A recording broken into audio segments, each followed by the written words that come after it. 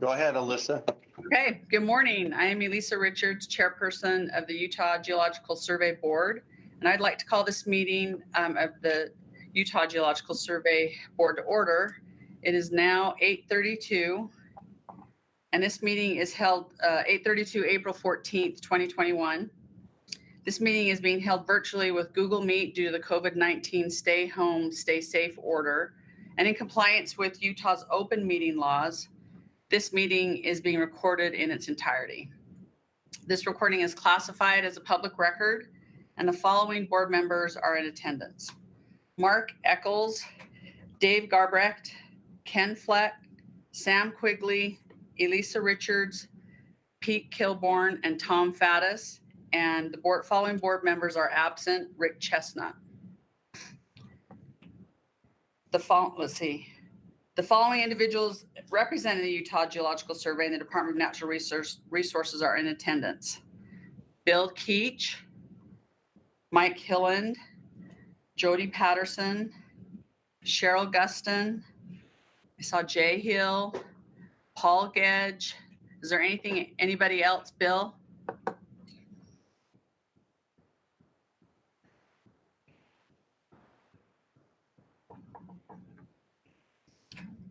Oh, you're on mute, Bill.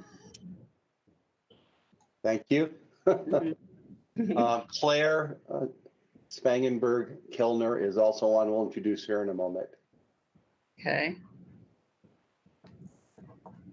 All right. We welcome all visitors and interested persons at this time. Please be sure to, well, they're not attending virtually, but as a courtesy to everybody in the meeting, please mute cell phones, pagers, and other electronic devices to be turned off or change to silent mode. Board motions and votes must be reflected in the minutes and recorded by individual board member. Now let's proceed with the agenda. All right. First thing on for action items is the approval of minutes from the January 2021 board meeting. Do I have a motion to approve? This is Pete Kilborn. Can you hear me? Yep. I thought I saw the minutes showing. Did you say for January 2020 or 2021? Oh, sorry, not 20. But on the minutes themselves, though, I thought it was wrong. It did. I corrected it and resent it to everyone. Yeah. Oh, okay. That's it. Thank you. It was correct on the agenda, though. Yes. So do we have a motion to approve? With that, I'll make a motion to approve the minutes. And how about a second? I'll second it. Mark Eccles. Mark. Thanks, Mark. All right. We need to move to the formal approval of project proposals. And Bill, do you want to mention the one that came in this morning?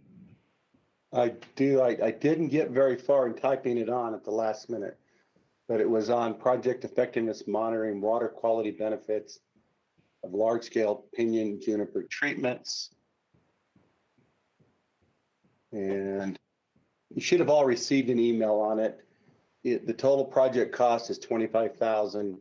New funding to the UGS is $15,000, and UGS cost share is $10,000. Just before the meeting, 3 of us had approved it already. Okay. Okay. And Just then wanted to include that in there at this time since it snuck in late last night. okay, it looks like Mike, did you have something you wanted to add? Yeah, I believe this is a point of order. The board had a motion to approve the minutes, but I don't believe there was a vote. Oh, so we need an actual vote, not just a motion. I believe so, yes. Okay. Okay, so let's have a vote to approve the minutes. Everybody who approves the minutes, say aye.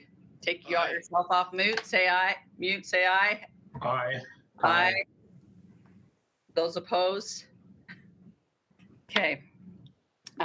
Looks like it's a unanimous approval for the minutes from the January 20th, 2021 minutes. And then do we need a formal vote, Mike, for the project proposals? I believe so. I think we do. Okay, thanks, Mark. All right, let's have a formal vote. Those of you who vote to approve the formal or to approve the project proposals that we've seen since our last meeting, please unmute and say aye. Aye. Aye. Aye. Opposed? Aye. Aye. No, Okay. I'm in favor. In favor. Me too. I'm in favor as well. I think that was unanimous as well. And I believe that is those are the last. I need to write that down. Those are votes, not motions. Okay. Thank you, Mike. Anything else that we need to formally approve, Mike or Bill? Not that I'm aware of. No. Okay. All right. Well, thanks everybody. And we're going to go ahead and turn it over to Bill for the director's report. Okay.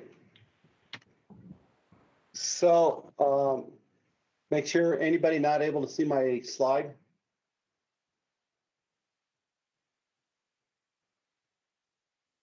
Okay. Just wanted to make sure that we were. Hang on, I got a 1 moment.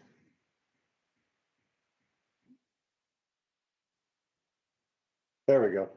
Make sure I can see the thing.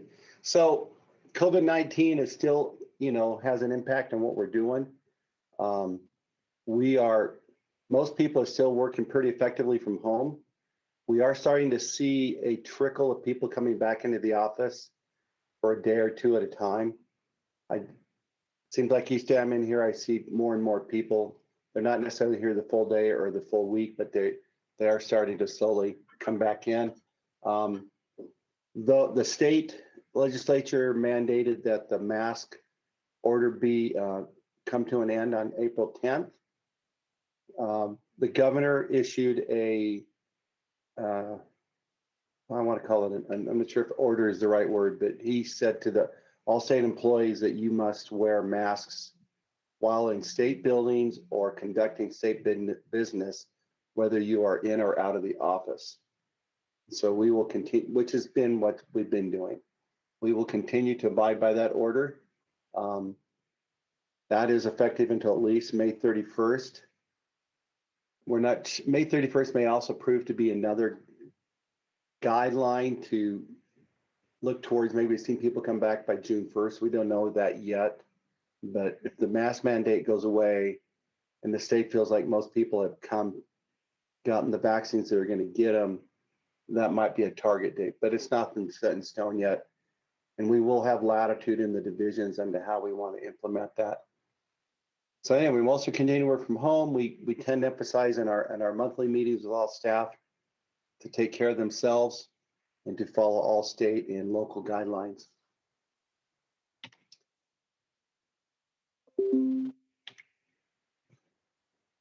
Again, we're not rushing people to get back into the office, but field work is now starting to gear up.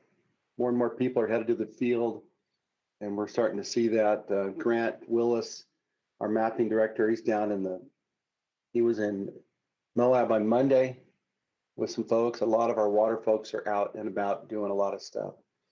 Our bookstore is still on a 10 to 5 schedule, and that seems to be working well. We'll talk more about the bookstore a little later. I just put a note in here, the USGS, we usually have heard by now on our state map funding, and they sent us a note on Friday of last week that we would hear this week.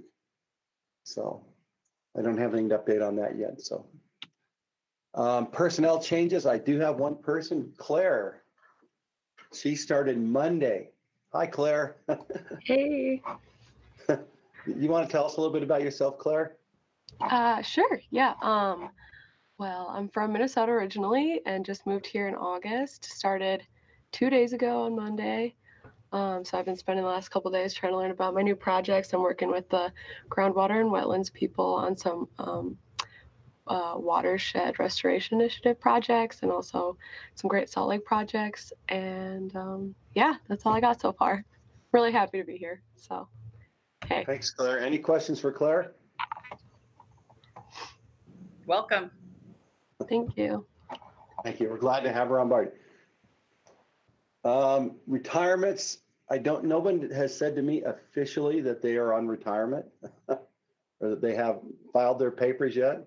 I keep waiting for that, as they say, that other shoe, you know, who's going to come next, because we have a number of people that could be in that pipeline. One thing that I think that is extended, sure if lifetime is the right word to use, their term of started employment is the opportunity to be able to work from home rather than retire immediately, and to maybe move to some locations where they'd rather prefer to live and still do work for us in that regard. So I think that's helped us a lot. So we're going to see how this goes, but just be aware, you know, there could be 2 or 3 in the coming year or in the next several years. I've said this the last probably 3 or 4 times we've met, but we're just waiting to hear back. A few recognitions to put out there. We put this in the notes, but the Rocky Mountain section of the APG, of which I've been a member for a long time, they gave their highest honor to Tom Chidsey, who just retired, as the basically a lifetime contributions award. It's named in honor of Bob Weimer, who worked in Colorado for a long time. So he received that this year. The APG, which was going to meet in May, I don't know how many of you heard, but the AAPG and the SEG decided to combine their meetings this year, and that AAPG meeting will be moved to the fall. But Mike Vandenberg was notified that he will receive a Distinguished Service Award for his work in this area, and to the AAPG in that meeting. We put it here because we thought it was going to be in May, but that got moved till in the fall. Bill? Sure. Can I make a quick comment about that? You may. Tom Chidsey deserves every bit of that, and so does Mike. I represent the oil and gas industry on the board, and I am just stunned by the amount of work that Mike Vandenberg handles. I am in touch with him multiple times a month, sometimes once a week, or sometimes several days in a row, and he's on top of a broad range of things, not only getting his work done, but also maintaining a strong liaison between the Utah Geological Survey and the oil and gas operators that are active in the state. He indeed is doing a great job. Yes. We do. And Tom Chidsey, you know, on his way out, he had 4, or was it 5, Mike, tomes. How many tomes? 5. 5 tomes of his, basically representing the last 10 plus years of his work that he wanted to get out and publish. And I signed off last week on his 5th one on my microbialites. So anyway, so even though he retired, we're still churning out some of his work. So both are very deserving of the work that they have done. And I believe we told you that, can't remember, so I'm going to just say it here anyway. Rick Alice was recognized by the Office of Energy Development last fall. We didn't even hear about it. Rick didn't say anything to us for his contributions to energy development in the state of Utah. And that was something he was recognized with. The Crawford Award, which we start thinking about at this time of year, Mike Hylland's getting ready to send out some notices on the nomination process. And our goal is to have that completed by May. We did a little bit, I think, later, maybe last year, the pandemic. We often award this at our annual picnic, which I'm not sure how this will go still with the pandemic. But anyway, just want to be aware that we'll begin to use some materials sometime in May. I'm still talking about our field trip. I wanted to put this out to discussion to Elissa and the rest of the board. What are your thoughts? Do we still do this in the fall? Do you think we'll be able to do it in person? I'm hopeful, and I know that even at the last meeting we discussed that if we felt comfortable that we were, if we felt comfortable to be in cars and vaccinated or whatever, I would hope so. I don't know. How do you guys feel? How do the rest of you feel? I've been vaccinated, so I feel comfortable. Yeah. Okay. I should think that we can pull it off, but obviously we should plan for it. And then if something goes awry that we don't see ahead of time, we can change our plans. Do we have a date in mind? That was gonna be my question.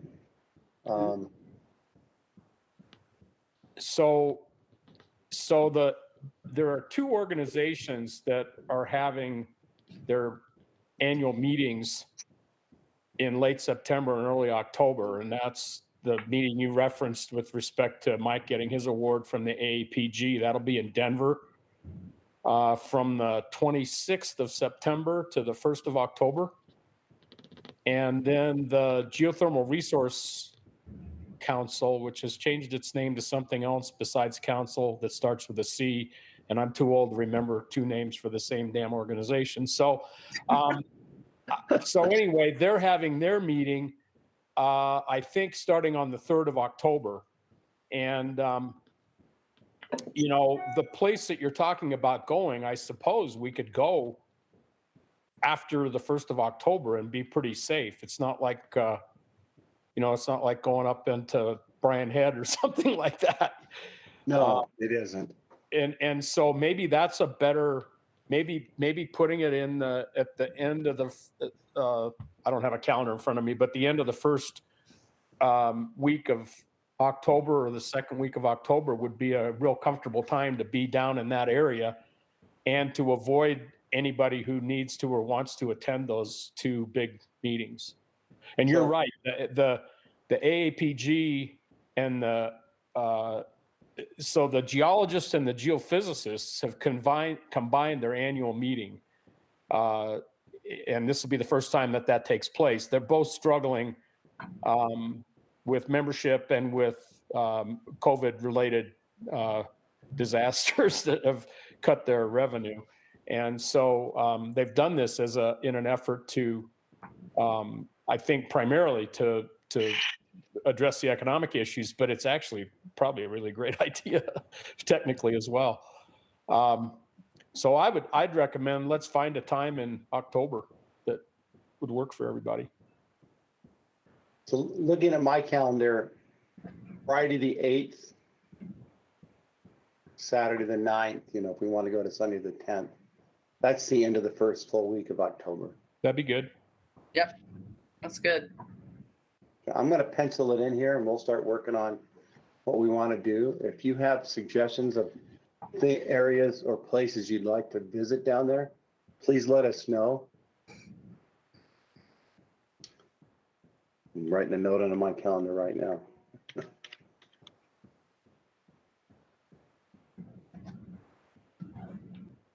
Okay, I've penciled it in.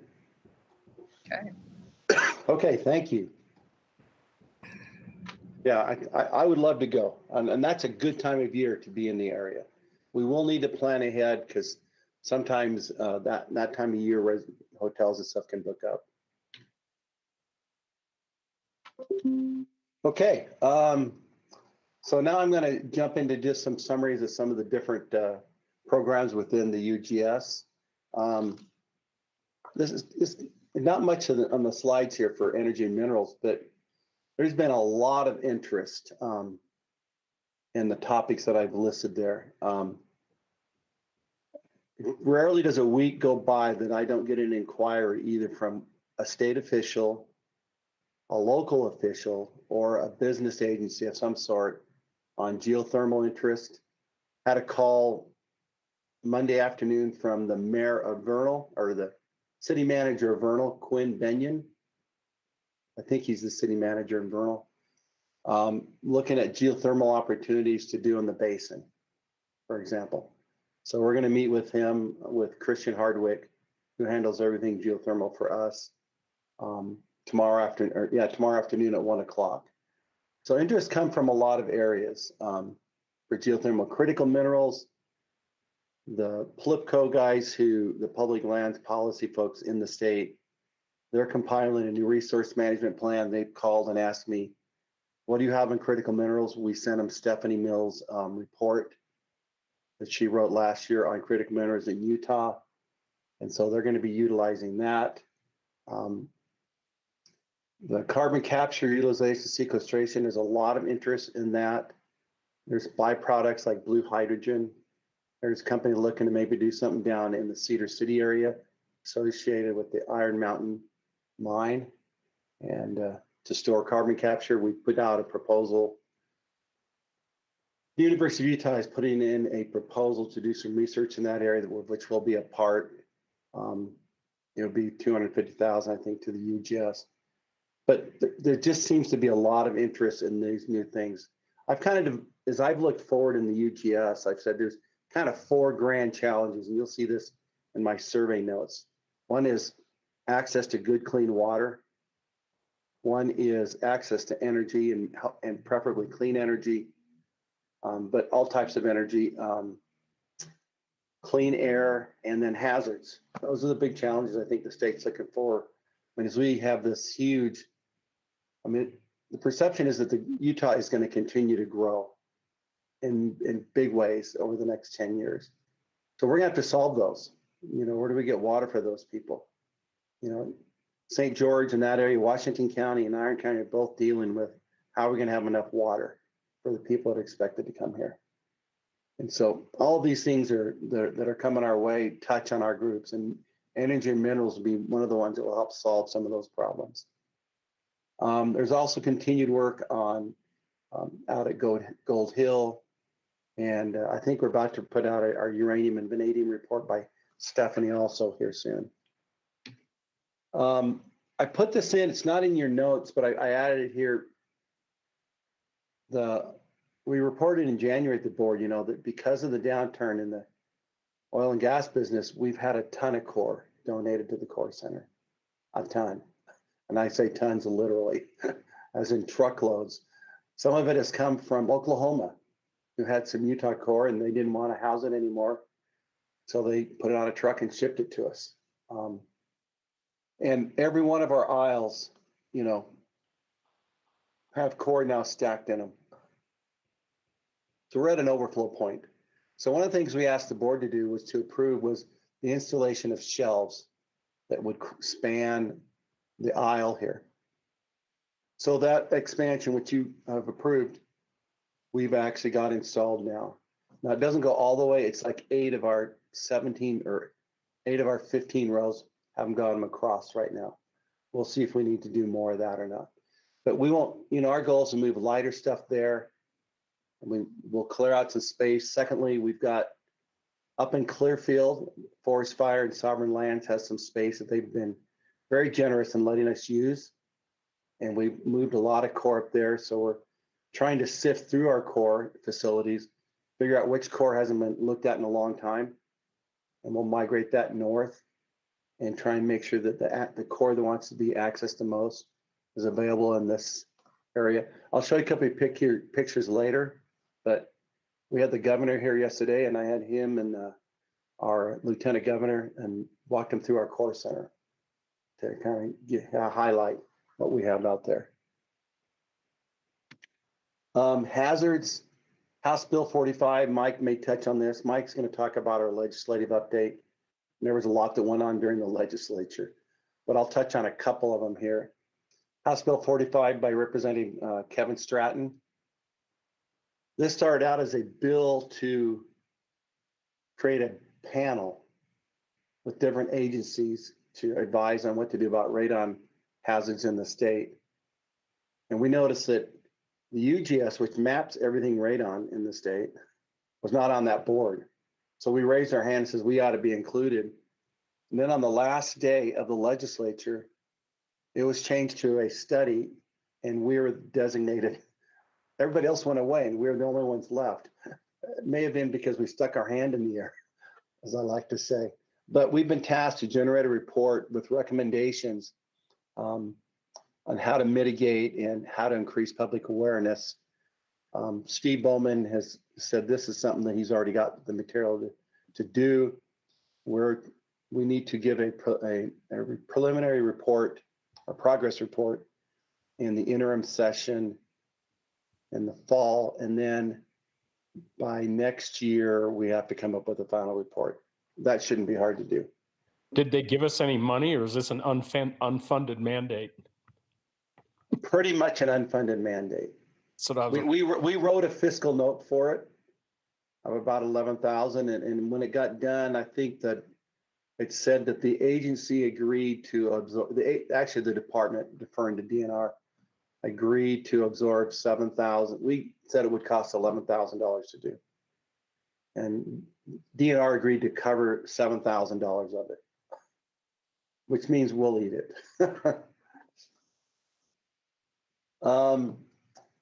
We signed off on the technical report of surface fault trace mapping and delineation of special study areas for faults in Cache Valley, the Bear Lake area, Twila Valley, and Rush Valley. This was done in conjunction with the Geological Survey in Idaho. So this was released and put out just a few weeks ago. This is just a promo for Mike that he'll touch on some of the legislation that didn't get passed, because I think that's an important topic. I had a call from Mark Eccles about this. We've had people reach out from the House. You know, there was some URM, unreinforced masonry legislation that didn't make it through about giving notifications. So I think, Mike, you're gonna talk a little bit more about that, right, Mike? Okay, great. But the underlying message that came to us was, how do we improve the messaging to the legislature that these are important issues and they need to fund them? And so to that end, we're actually going to meet tomorrow internally with some folks. And if any of you want to come along, you're welcome. I know Mark has already reached out and I invited Mark, but we're going to have an internal meeting tomorrow to talk about this topic. And Senator Iwamoto approached me yesterday and says this is a big area of concern for her as well. And how do we get better engaged with her, and what kind of legislation might she come up with? So that was a new surprise that just came out yesterday afternoon to me. Any questions so far? Okay. Groundwaters and wetlands, those folks are busy, as is everybody in the UGS. But these, one of the big ones was 2 studies. I think there may be a third one still in the Bryce Canyon area, but one was a petition on what is the water quality, and the other was on septic tank density and what kind of guidelines might developers need, and the cities or the local communities what kind of ordinances might they adopt. And to do those ordinances, they need good information on what does the science say about doing that. So we signed off on 2 of those reports last week. We'll hear more from Janae Wallace a little later. But this is a very hot topic in some of these areas, because more people are discovering Utah. When you go down to Bryce Canyon, there's people that want to do some big developments down there. And there are certainly local concerns about what can we or can we not sustain in those areas. To that effect, we were notified by the Attorney General's office that we might be getting a GRAMA, meaning a Government Records Act request, to provide all the data and any reports that we've generated.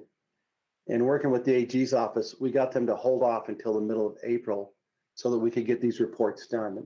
It didn't seem to make sense to us to start throwing out data and preliminary reports when we were like literally within a few weeks of finishing up.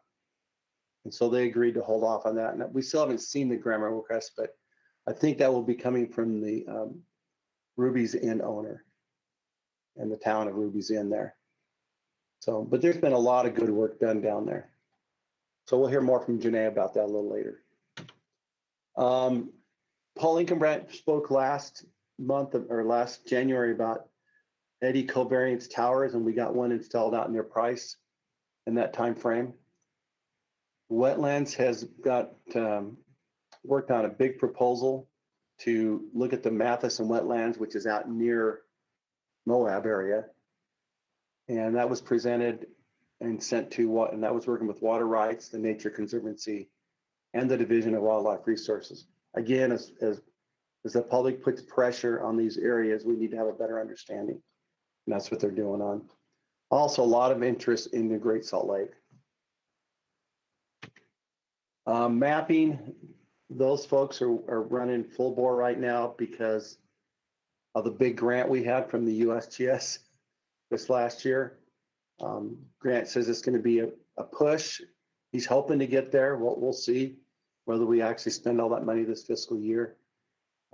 We have been asked to already ask for extensions by the USGS. They're expecting extensions, not just from Utah, but other agencies because of COVID, putting delays in work. So they said, if you even think you might need an extension, go ahead and submit one. And so they've gone ahead and submitted a request for an extension. We don't know if we'll need it, but we're following the USGS's guidelines. We are in the process of hiring some GIS temporary staff. We realized we had some of our kind of higher-end GIS folks doing tasks that could be done probably by people with less skills. And so we're looking to hire some temporary folks to take that, to allow our internal staff to focus on higher priority projects. I mentioned earlier that we've been told we'll hear this week about the even bigger state map request for fiscal year 22, about $1.5 million. That's the total project. We'd be on the hook for half of that as a match. So that's a biggie.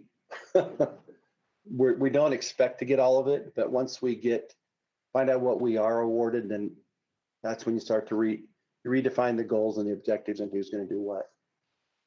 But usually that we've heard by now and we would have been able to report, but I think everything COVID has slowed everything down at the feds. One of the challenges that we're struggling with is that to write these grants for state map, we've had to put in the proposals to tap into resources from other programs, which they've been willing to do, but it still puts pressure on what we can do. But we're in a scramble to try and make sure we have funding to keep all of our staff busy as well. So there's two sides to that coin. So we're working on that. Bill, has there been, mapping the state of Utah is, I would say, along with hazards, one of the two most fundamental things that we have to do.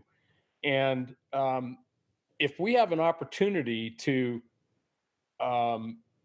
do more of that because the USGS is willing to fund more of it here, which I think is partly because Grant and crew have done a remarkably successful job in the past. Does it make any sense to talk to the legislature about some explaining the importance of actually having a map for every place that's worth having, and see whether they're willing to belly up for a few bucks to let us take more of that money comfortably by hiring some more people, at least temporarily? Yeah, I agree. Yes, there is that opportunity to do that. I think what falls on us is to find the best way to have them better appreciate what I call those 4 grand challenges. And mapping is a fundamental to those 4. We need to have them have a better understanding. I'll talk about Senate Bill 133 here in a little while. That we've had some challenges. We had a senator with amazing intentions to help us get more funding to replace mineral lease. But the bill didn't do that. And I'll talk about that more a little bit later. But yeah, we need to do that. We need to get in front of them and say, look, these are challenges the state is facing, and this is what we need to do to get there. And to get there, we got to have the people in place to do it. So we have to have them be so fully convinced that we need this, that they're willing to find the funds. I agree.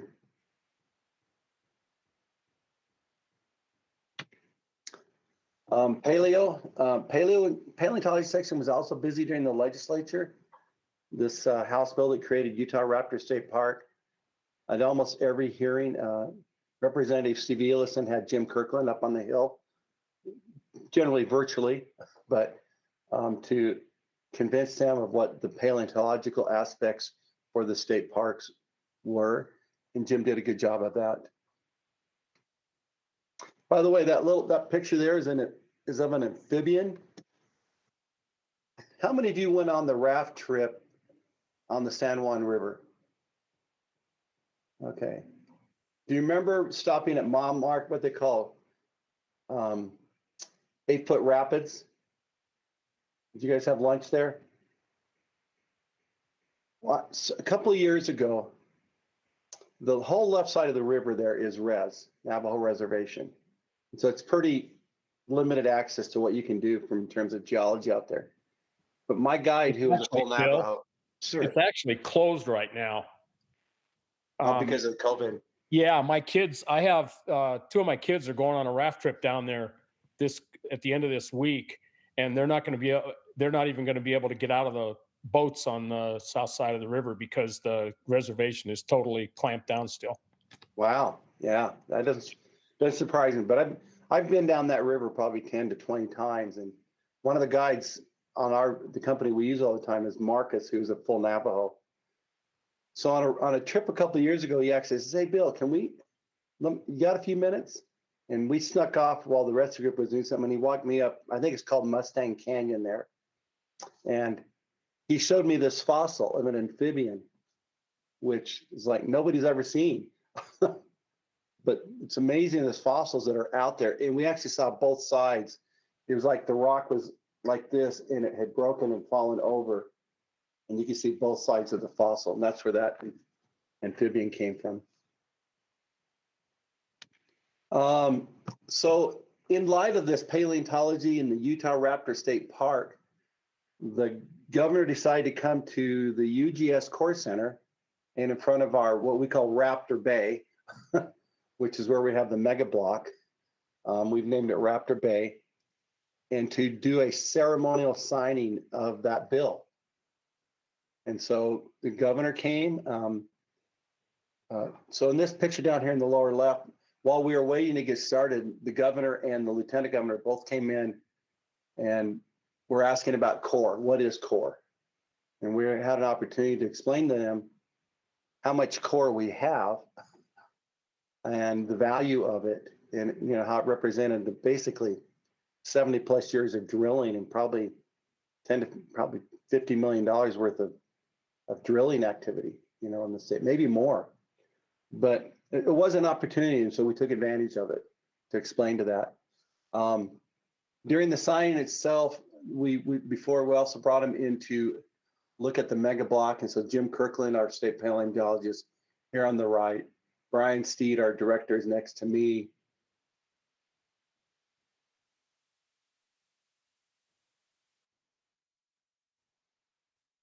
To attend this signing as well.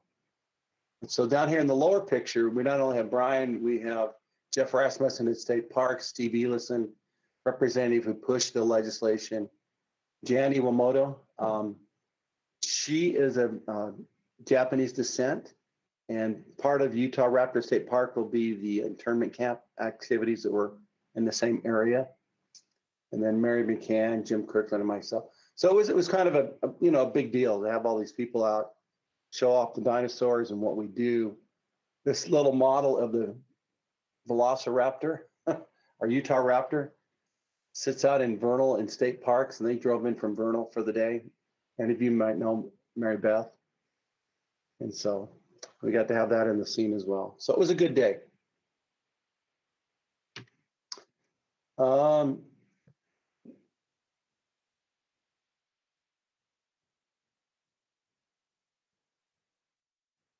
But we moved that block 2 weeks before we sent everybody home from Thanksgiving Point to our facility. And the timing couldn't have been more fortuitous. Because sitting in our facility, Scott Matson, who's the curator, was able to work in isolation for the full year, however much or little he wanted to do, because it was in perfect COVID harmony. And he could come and do on it. So a lot of work got done and a lot of exposure was done on that. We may have mentioned this before, there was a donor back in New York who had said, look, I'm willing to give another $50,000 to do this if we can find match. So we did a press release in February on the 1 year anniversary, and about $27,000 was donated, just it kind of derived from that publicity. So we're trying to work on that match. And we're doing that funding there through the STEM Foundation in the state of Utah. So it's all kind of a legal, legitimate thing. So I should have updated that to the 27,000. I just got noted that. So anyway, that's a big thing. It'll help keep that block and being preserved. It's going to take, probably another 10 or 20 years to fully curate that block. And none of us will be around when that happens, when it's done. Jim's goal is to make sure we have somebody that he can hand this project off to get it correct. So, oh, there's my update, 27,000. GIO, how many of you heard about Arch Challenge? Okay, good. How many of you knew of it as Arch Madness? There you go. I'll explain that on the next slide. We did get a lot of interest and a lot of people that were interested in this and voted in it. It came down to 2 arches, delicate arch and double arch. Does anybody know who the winner was? Okay, I see some nodding heads. So the winner was double arch. And a lot of us were excited to see that because it highlighted something other than delicate arch, which is an iconic landmark and symbol of the state of Utah. But double arch is the place where I take people if they don't have much time for a short hike. Easy to get to and easy to do.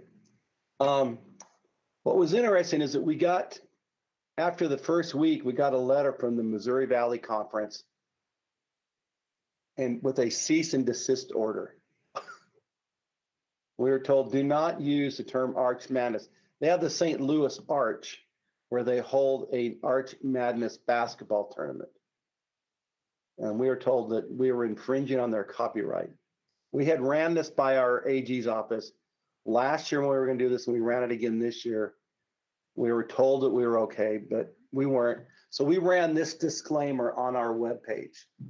So this to satisfy the cease and desist.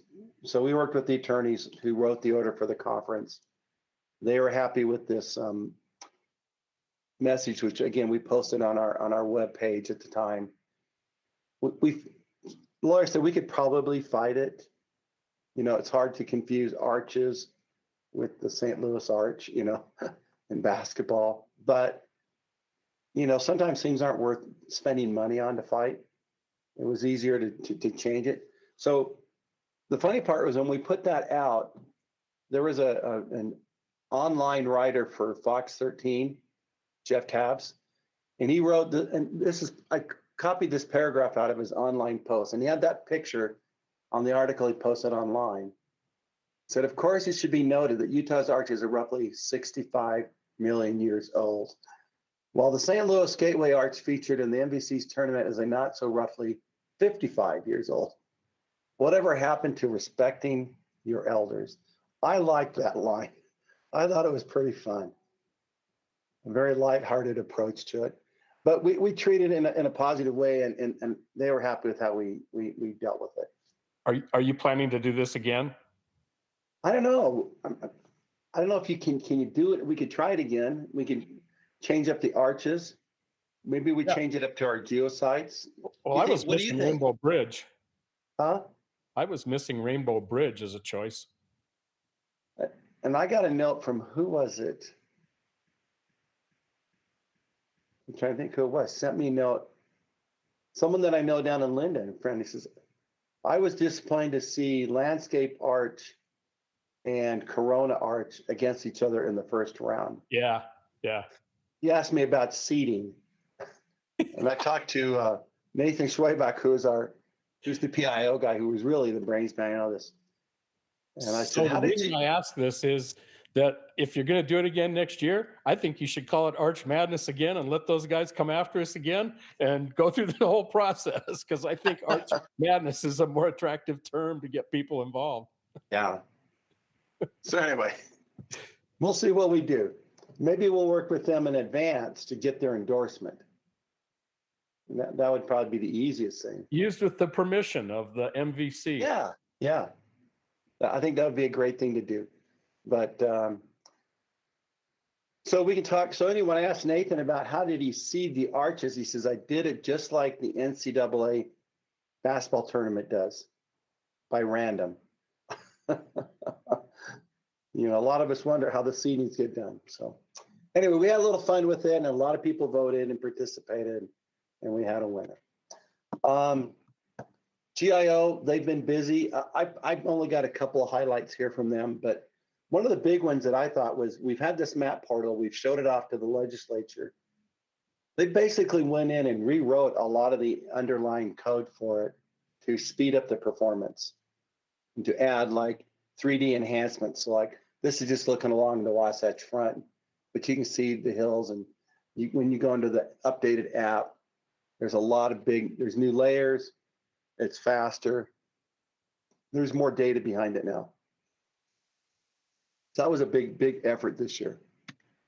I already mentioned the bookstore was open, but the library is also open by appointment, and Suzanne is willing to make orders on anything that people might need. Funding and budget. So Jodi and I will tag team on this some. I'll pass it off to her. So Jodi, just so you know, if I touch on some things that you are, you're okay. And I do have links set on your slides to your 2 different web sheets, your spreadsheets that we can open up. But you know, the state actually did really well in weathering the economic challenge and has been recognized as a state that has rebounded. Unemployment's around 3%, I think, in the state, which is like full employment. They had excess money to spend this year. And so they were looking for places to spend it. They were looking for a lot. The new governor had a lot to say about that.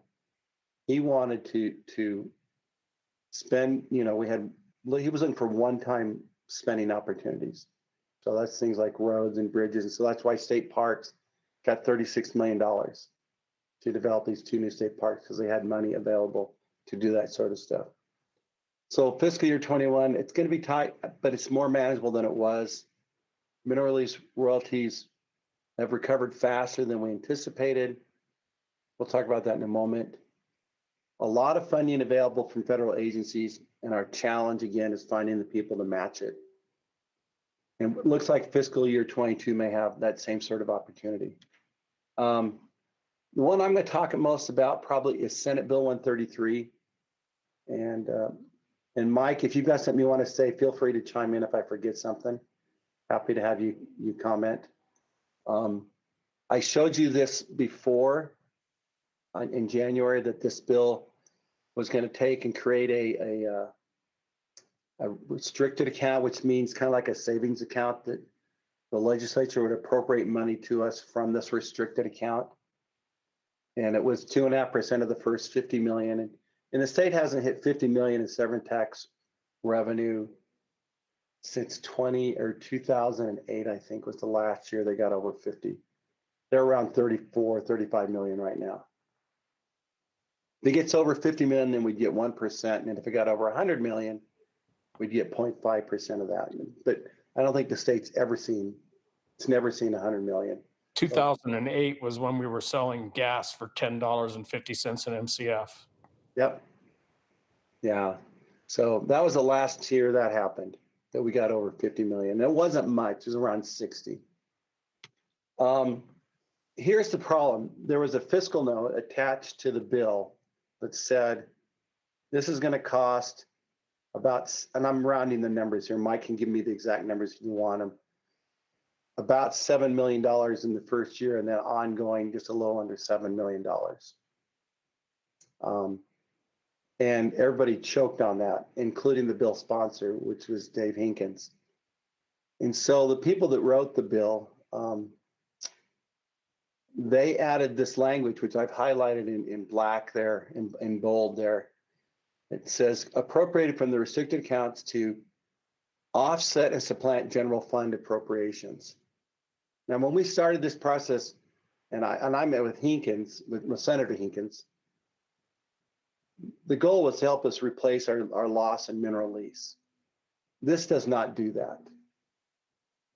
This just, in fact, what they've already done this year on the last day when the bill of bills, as they call it, came out, they already pulled money out of our general funds that had been appropriated to us and replaced them with the anticipated amount that would be in this restricted account.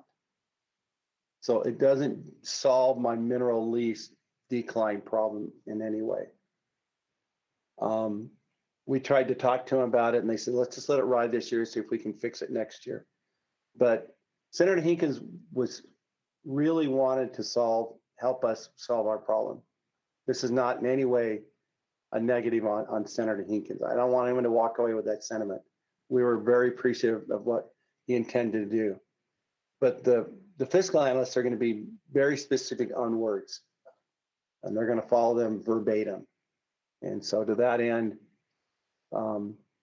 that the money that's deposited is based on the 3-year running average of the previous 3 years. And so they took the 3-year average and said, you have an appropriation to spend this amount of money.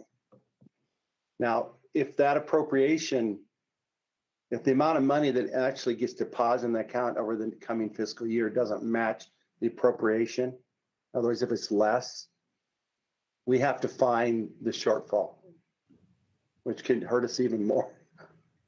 You know, because. Oh, is there any chance of fixing this in the next legislature? I hope so. Because I mean, I wouldn't do it right now. Yeah, well, I don't have a choice. Well, that really sucks. Yeah. I mean, Yeah. we're already suffering from too much volatility in our funding sources and unreliability, and to introduce this where you might have to kick it back down the road. Is that what you just said? I think. Yeah. Yeah, that's terrible. That's a ridiculous thing. Yeah, we struggled with this, and we ran the red flag as far as we could, and at that point, I'm not sure that everybody fully appreciated the impact, but I think they do now. So we'll revisit it.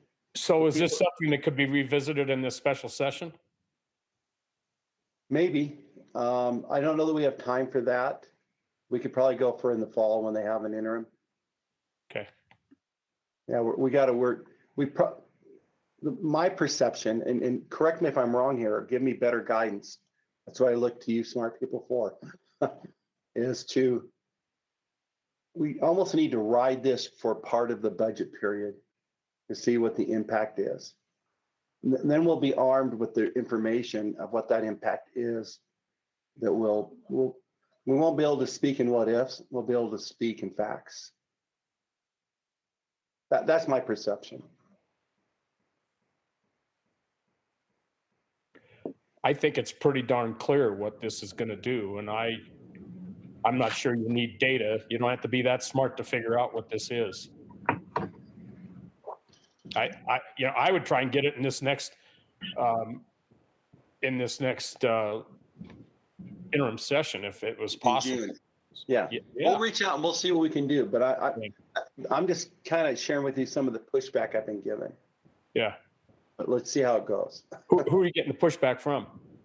Well, when I've talked internally inside of DNR, yeah, and when I've talked to the authors of the bill for Senator Hinkins, which was the Mining Association and the Petroleum Association, they both said, let's let it ride and see what happens this year. So if the authors of the bill aren't willing to change it yet, do you see where I'm going? I do see where you're going. I might make a few phone calls. If you can't, you are free to do that. You are my man. This is. I will certainly call Ricky. Yeah. About this. Okay. And I would be happy to call Dave Hinkins too if you want. I know him. Yeah, and I think a lot of people here, when this first came out, thought that they might build that account the first year and then let us work from that. But they've imposed this immediately. Okay. So. Yeah, I'll visit with you ahead of time. Thanks. Yeah, please do. But again, as our board, that's what we look for you is for guidance and help and direction. And yeah. It feels like we're going a little backwards with this. So, I mean, whatever support you need from us, let us know. And it looks like Jodi raised her hand. Jodi, go ahead. Yeah. Thank you. I was just going to add, as Bill mentioned, one of the bill of bills that happens the last day of the session, they did offset general funds by $622,000. So that's the amount we're aiming for in fiscal year 22. And like Bill mentioned, if it comes short, then we need to. What we'll end up doing is we'll have the opportunity in next session to ask for a supplemental. So that would mean for that current year, we can show that we anticipate we're running short of what was appropriated. You know, they cut general funds and gave us an expected 622,000 in this account. And if that is running short, then our opportunity will be, could be during the general session and asking for a supplemental. But aside from that, we still need to get the language changed.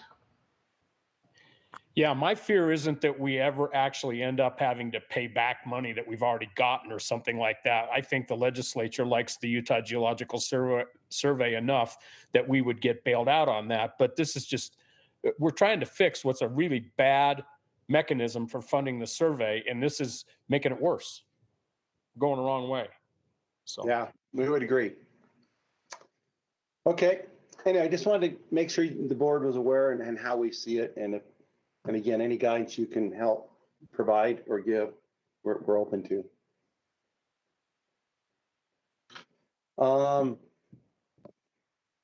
The good thing is that, you know, in the midst of COVID early last year, we thought that mineral lease might drop to 400,000 a year. We upped it to 750,000, and we actually, oops, sorry, too far back. It may be as high as 900 this year. So it's recovered faster than we expected, which is good.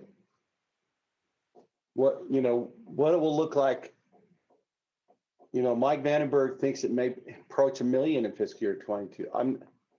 I'm not so sure, looking at the politics of the bans on federal lands and how aggressive that the current administration in DC may be to curtail that sort of stuff. I think that's a wild card we don't know yet. this increase doesn't have anything to do with new production. This is all the price of oil. Yeah. And if that were to rise or fall, which is about what? Uinta Basin's getting about 50 now? Well, the WTI yesterday climbed over 60 again.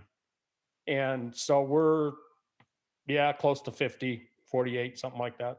In the basin, yeah. Mm-hmm. So anyway, we'll continue to work on other options, and with your guidance, we'll find this out. We'll solve it.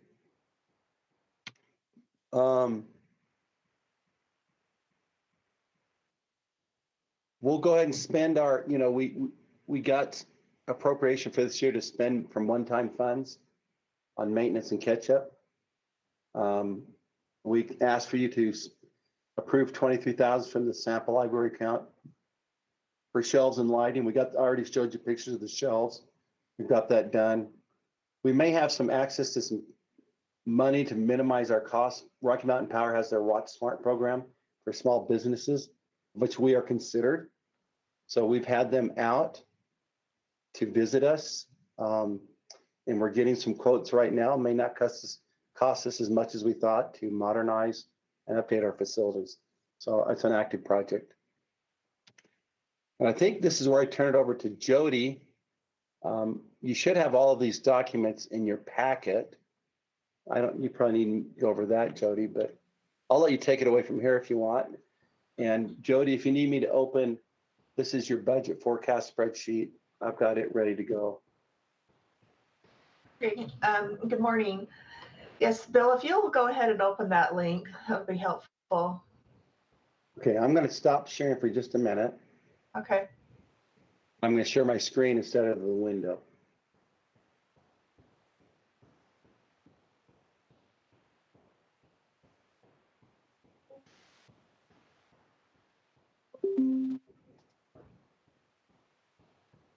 There you go. I think that's what you want, right, Jodi? Yeah. So this is the forecast through the February accounting period.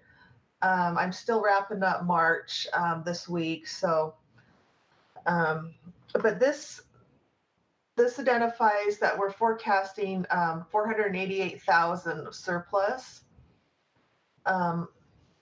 Part of that, I mean, we did increase our mineral lease estimate to 900,000, and our outside funding is quite high. It's higher than normal. We're estimating about 2.4 million, and as Bill mentioned, that has allowed us to make up some of the loss in the funding for mineral lease.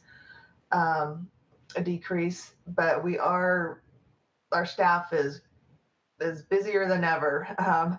They are feeling the crunch, and especially with that higher state map, and as usual, particularly groundwater is always chasing new money, and so we're pretty much maxed out. But it has really helped us this year, and as you can see, we also have a non-lapse authority to carry over up to 506,000. So we're going to try to maximize that as much as possible. We already did our mid-year deep dive into our estimates every year in December or January with December's numbers. We take a good look at our projects and where we are, and if we need to modify our estimates for revenue or expenditure. So we've done that. We've adjusted about 200,000 so far, reducing our revenue estimates. We hope we don't have to adjust too much more, but I think we're looking pretty good. And as Bill mentioned, we have been able to utilize some one-time funding and get caught up on some over or past due equipment and maintenance needs that we've needed to do. And I think we've mentioned in previous board meeting that we were able to do a lot of personnel promotions that were on backlog and much needed as well. So I'm very pleased with where we are this year. And going into next year, we didn't get the building block that we asked for. But if mineral lease stays up and our outside funding stays up, I think we'll be able to weather it again. But that's not to say we still need to fix that volatility in our budget.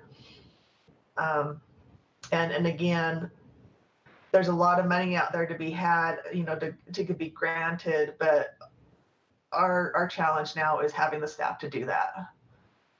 I don't know if this is the time to discuss this or not, but it occurs to me that the board and the senior staff should at some point before too long sit down and have a discussion of the fact that our response to the 2014 oil price crash was to reduce our staff from roughly 80 to 60 people, if I remember the numbers correctly. You can correct me if I'm wrong. And I think that given the amount of work that we're bringing in from outside, most of which requires us to do some kind of a match. So yeah, we bring the state gobs of money, but we've got to put up our own money to take advantage of that.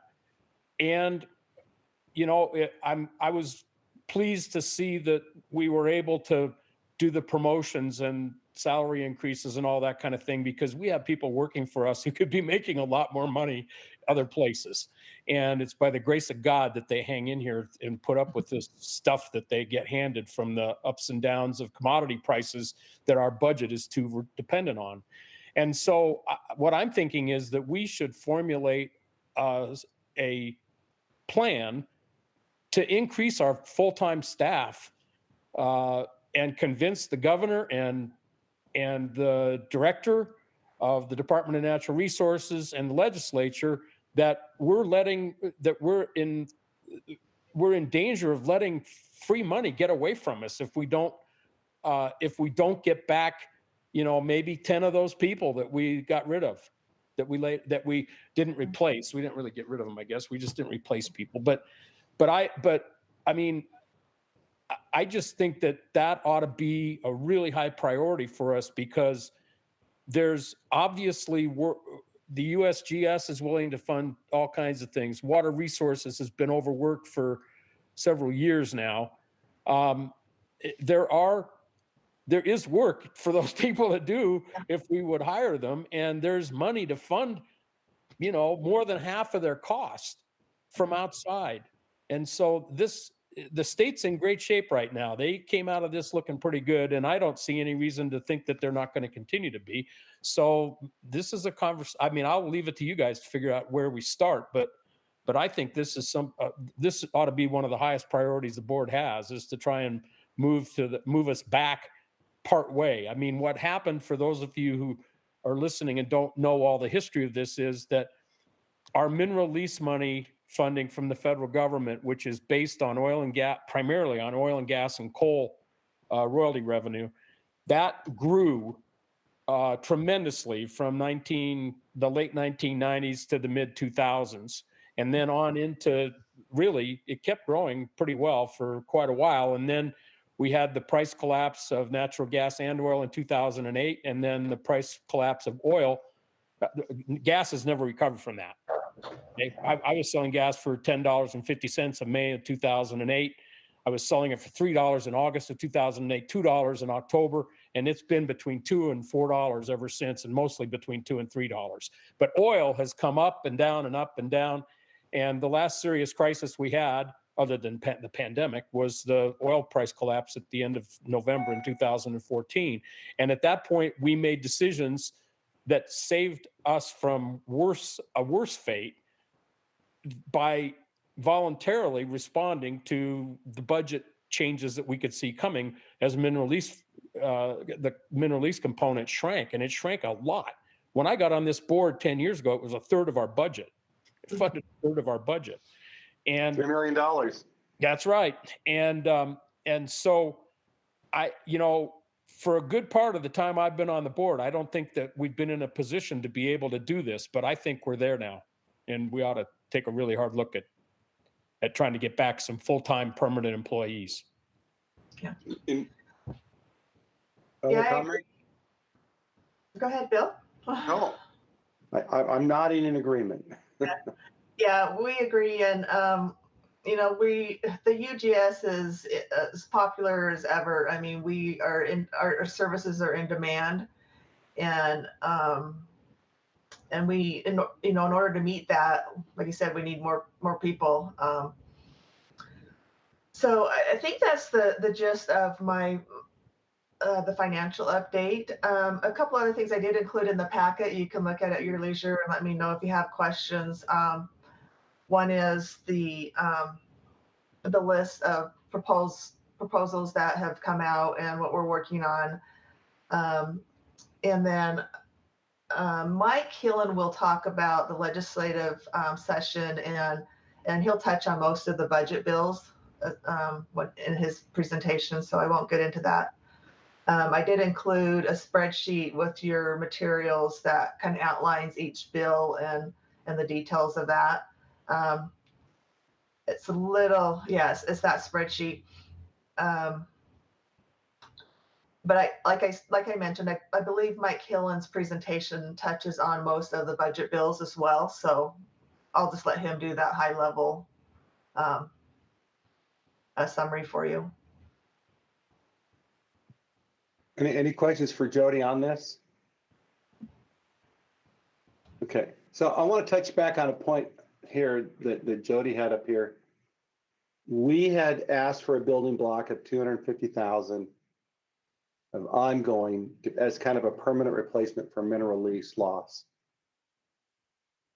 And the Governor's Office of Management Budget, which has recently changed its name to Governor's Office of Planning and Budget under the new administration, but recommended that we get half of it one time and half of it ongoing. And this is kind of how they've often done that with us.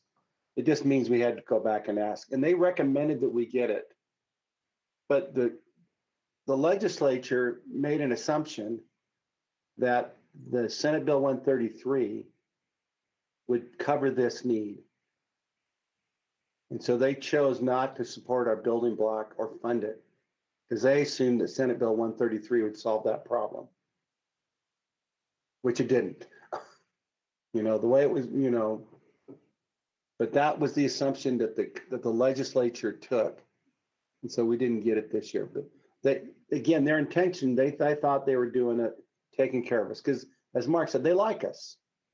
We provide needed services across from municipalities to citizens to federal and state agencies with the right type of information they need it when they need it. So anyway. I thought that this was going to be my last meeting, and it probably is. But Bill told me the other day that Pete and I are going to be continuing for a few more months, apparently, before we're replaced. One comment that I will make is that there will be some advantages to you getting me off your board. And one of those is that I'm going to be able to say things to people that I can't say as a board member without hurting you. But once I'm gone off your board, I can say what I think, and I will. So, Yeah, okay. What's up? But I'm not sure how you can hurt us, but that's okay. So to Mark's point, their terms, Mark and Pete's terms expired, I think at the end of March. And we had asked some people to apply, but with the change of the new governor coming in, we got asked to kind of put things on hold as they revisit what the boards look like. They changed the whole board website after the new governor's come in. And so DNR says, look, we've got a couple of other agencies in front of you. Can you just ask your guys to hang on for a few more months and we'll work on their replacements. So that's why you see Pete and Mark on this call again. But we appreciate they're willing to stick. And but we will work on those replacements. And if you know people that you think should be on here on this board, please share them with me. We can always reach out to them. We've had, both Pete and Mark each recommended an individual as their replacements, and we've reached out to them. But often the governor's office wants more than one name to consider.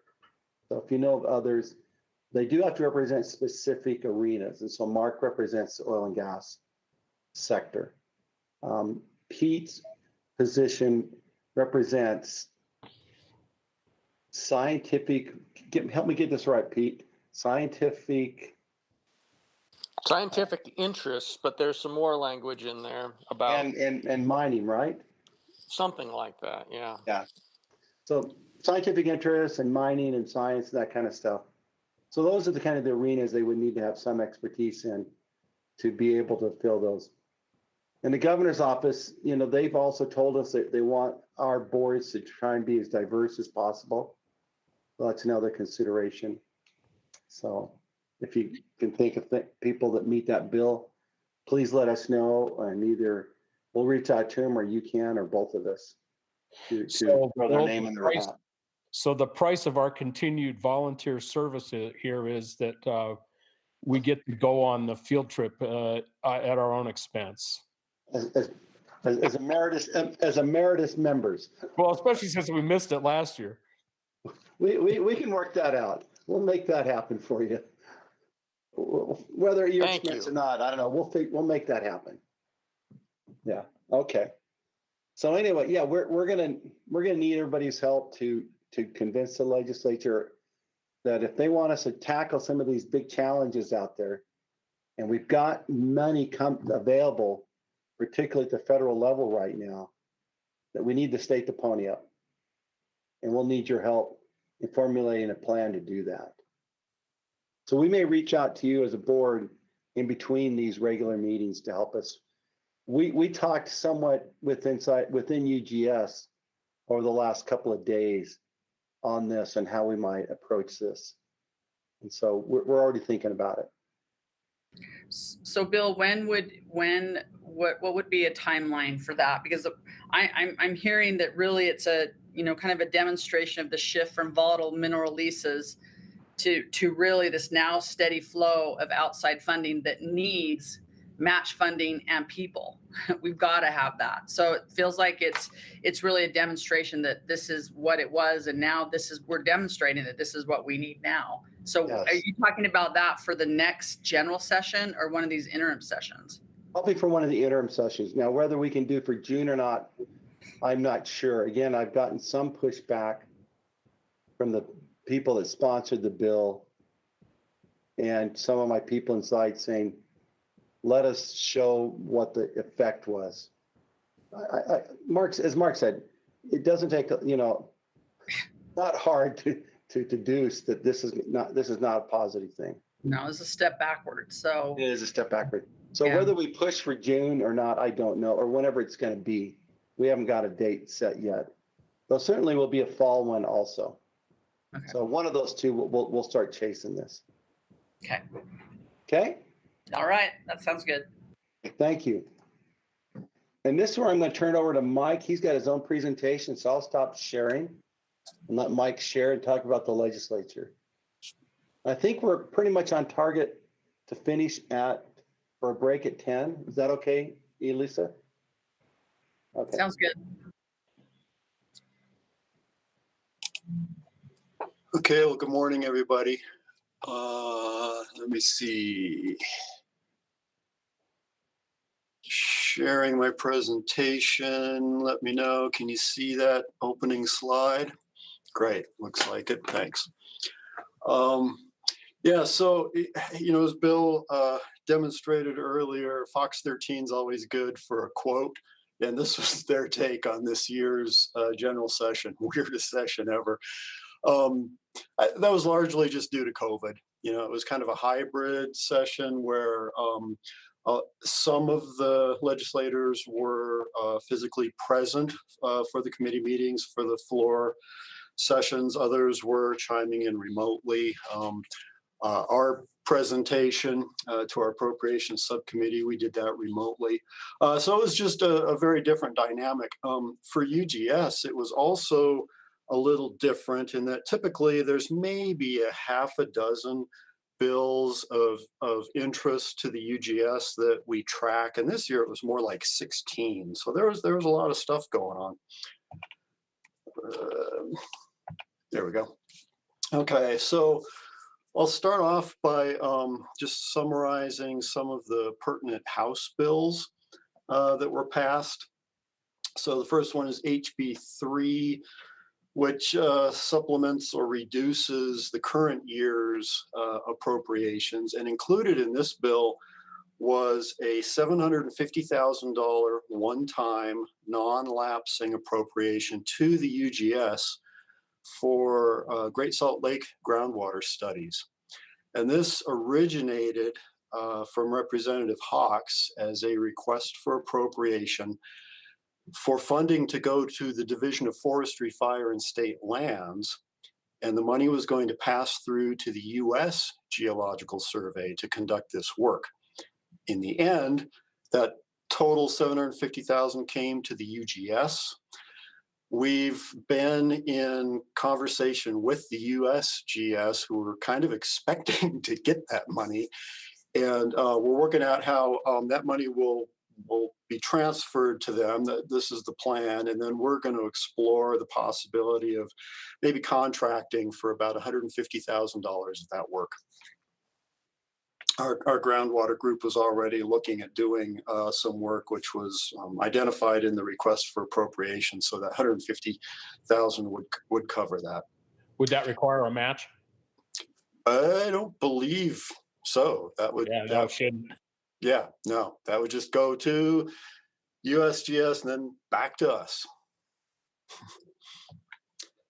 Bill mentioned House Bill 45, the radon study, and how it went from a task force that didn't have any geologic representation to now the UGS is responsible for producing the report.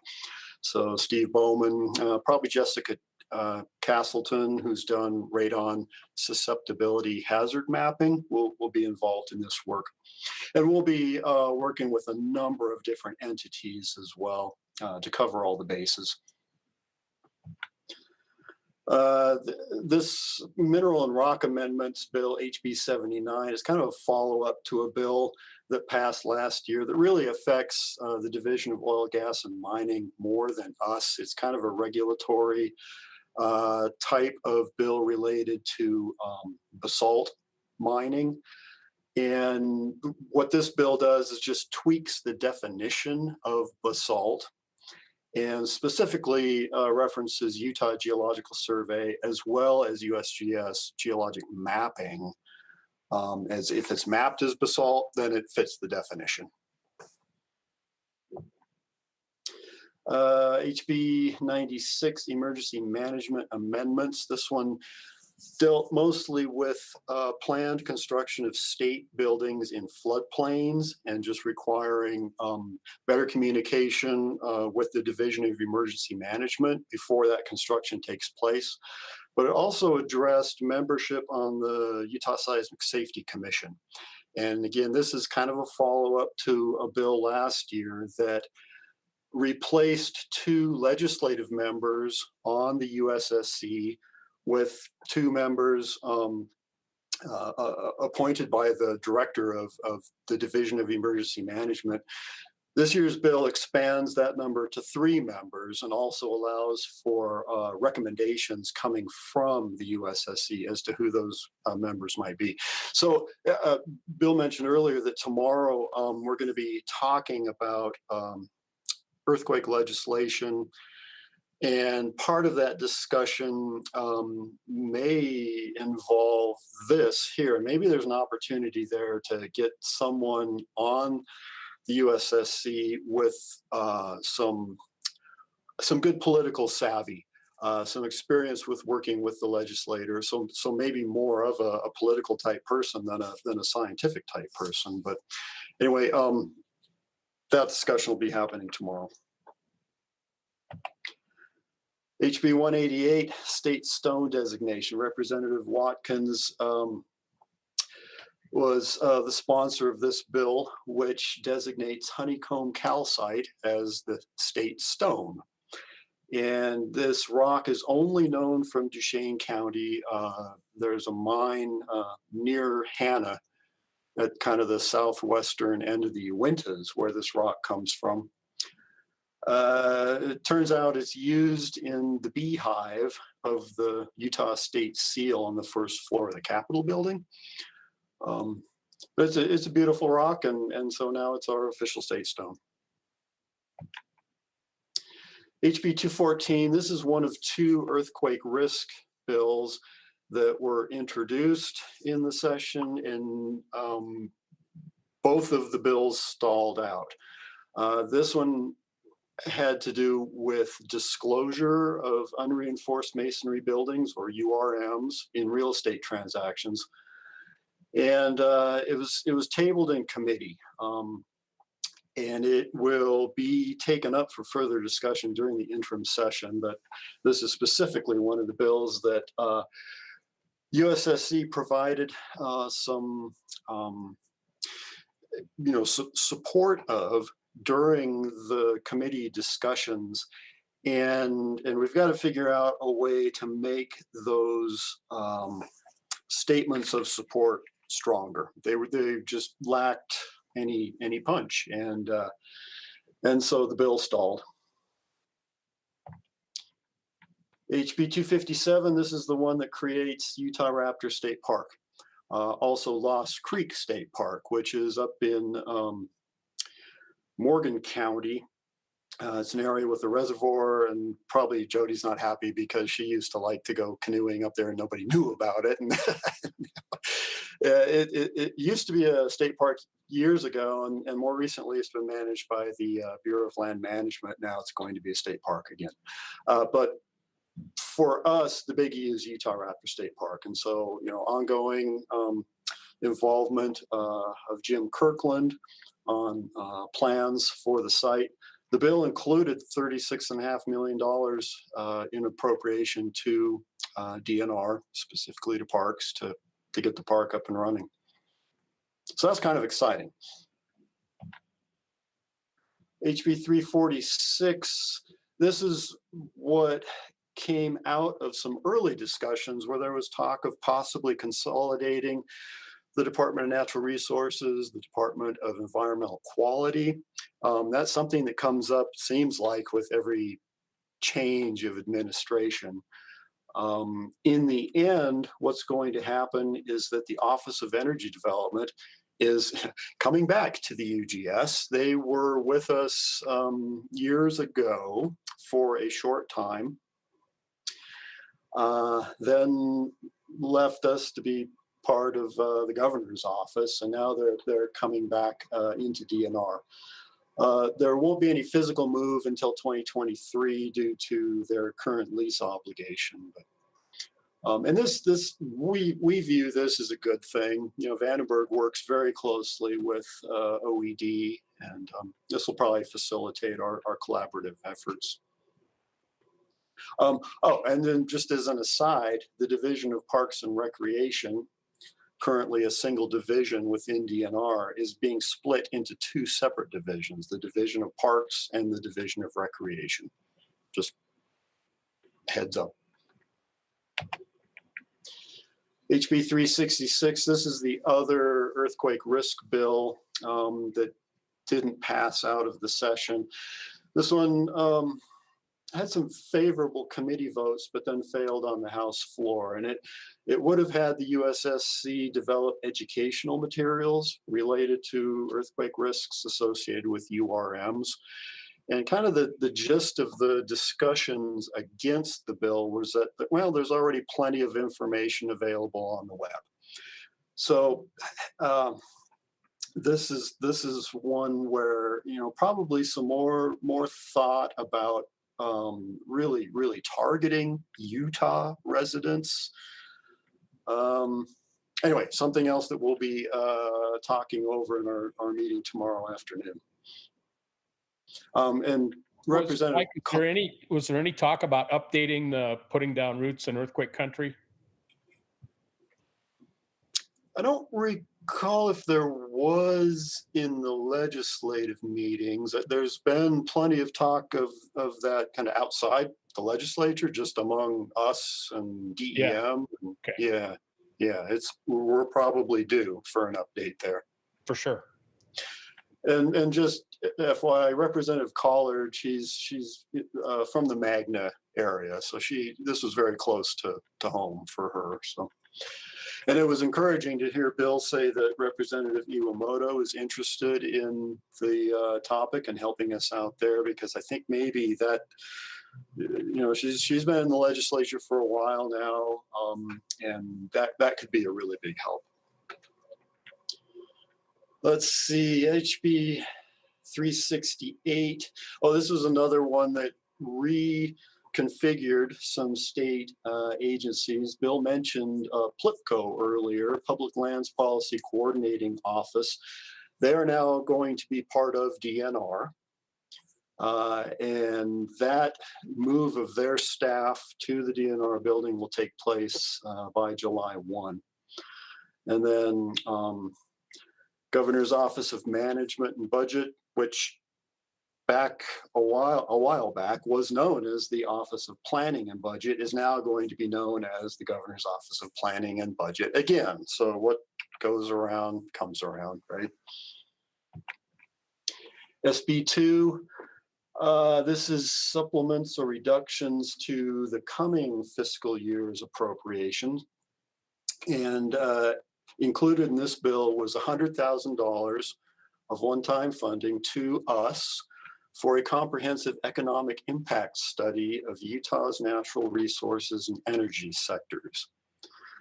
Given that we don't employ economists, we're really not in a good position to create an economic impact study. So we're looking to contract that work out. And then DNR, I assume this applies, you know, to agencies statewide.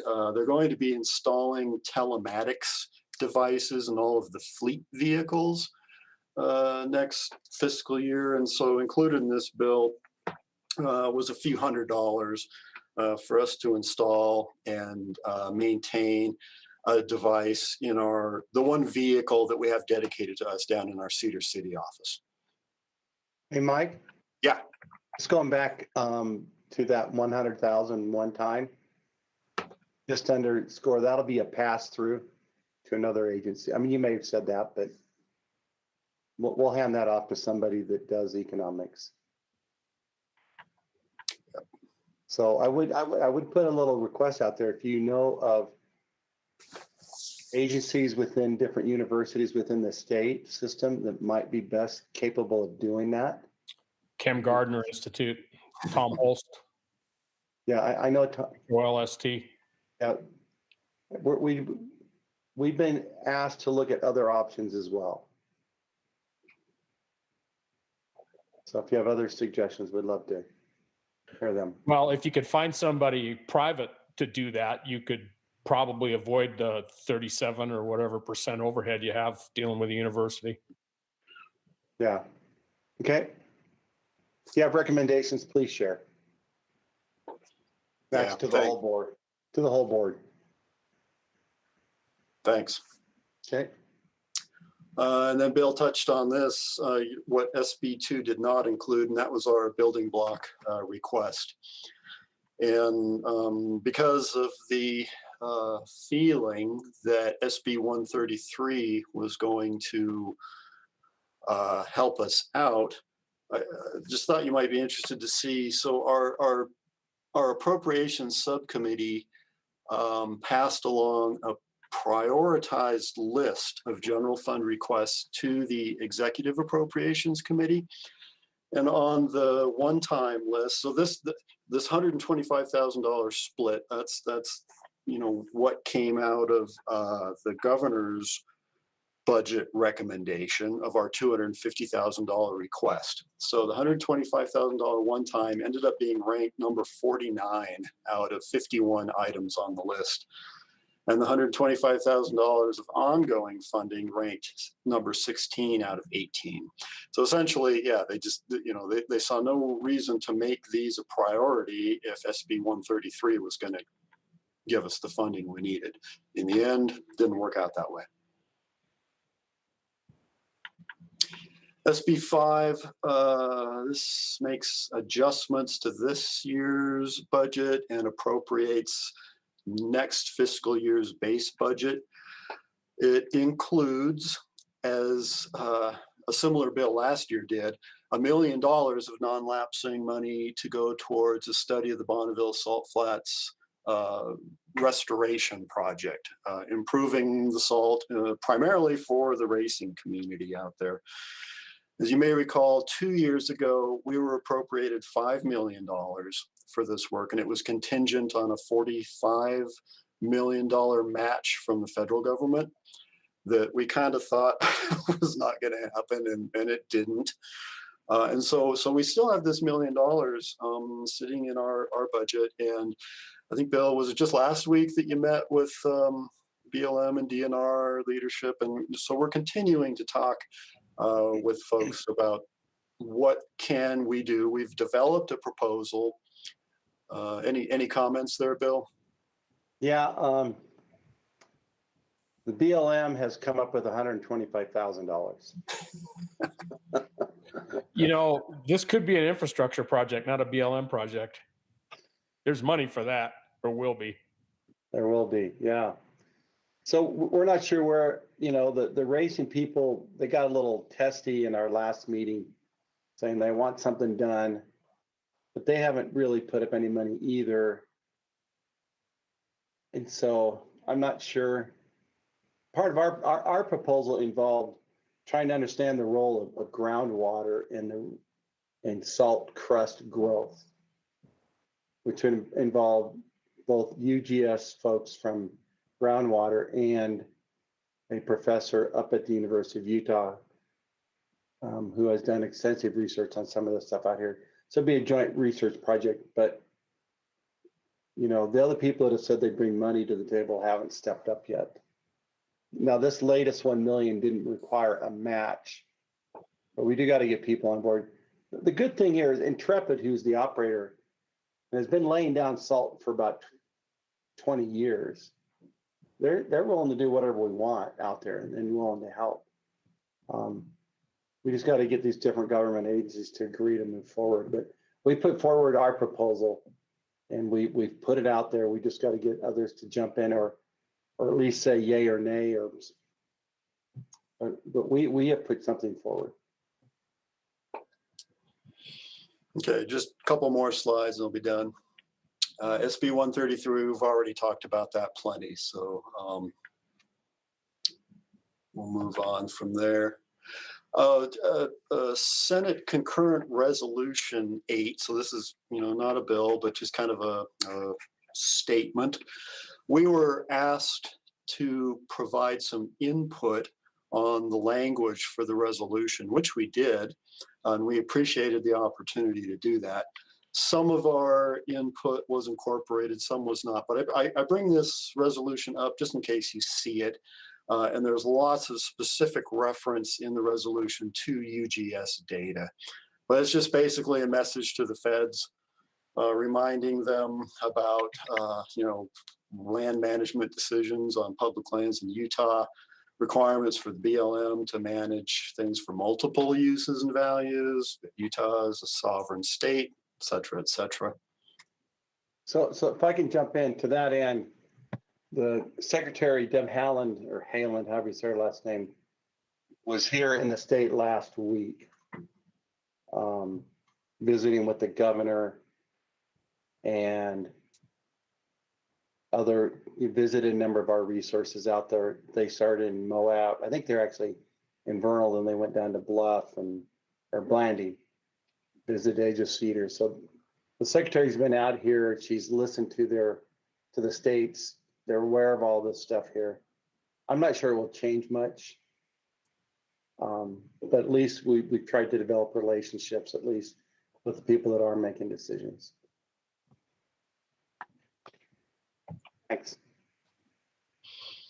Okay, SB 176, I mentioned this one only because it specifically refers to mineral lease funds. And it deals with the community impact fund and the board and their distribution of grants or loans. Bottom line is that it had no impact one way or another on distributions to the UGS of mineral lease revenues. It may have in the future. In what way, Mark? In that it's directly related to the Uinta Basin Railway, which if that project were to go forward, would dramatically increase oil production from the Uinta Basin, which would increase severance tax and to some extent mineral lease. Okay, yeah. Okay. Yeah, but I guess, yeah. The Attorney General's office has taken a position on how money has been appropriated from the community board's permanent fund for both grants and loans. And and there's a lawsuit against the railroad also from the Center for Biodiversity. And this bill clarifies what the rules are for granting those loans and grants. Okay. Yeah, thanks for that. I think this is the last one. I mentioned this bill, SB 181, because many of you are familiar with and maybe even work with AGRC and their data, their geospatial data. The entity remains within the Department of Technology Services, or DTS, but that entity is going to be wrapped into a new State Department of Government Operations. So DTS, along with administrative services, human resource management, they're going to be divisions within the Department of Government Operations. And AGRC, the Automated Geographic Reference Center, they're changing their name. So this is what I wanted you to be aware of. AGRC is kind of going away as a name. They're being renamed the Utah Geospatial Resource Center, or the UGRC. So just a heads up on that. And yeah, that's the end of my presentation. Thanks, Mike. And I think that ends us. So, Elissa, do you want to do a break now? Sure. It's 10:11. Let's take a 10-minute break. So let's reconvene at 10:21. Okay, thank you. For my folks that are on board, I think we start with Janae, and then just for the rest of you as a heads up, my understanding is that Andrew and Stephanie have combined their presentation into one they'll be giving together. All right. Okay, see you at 10:21.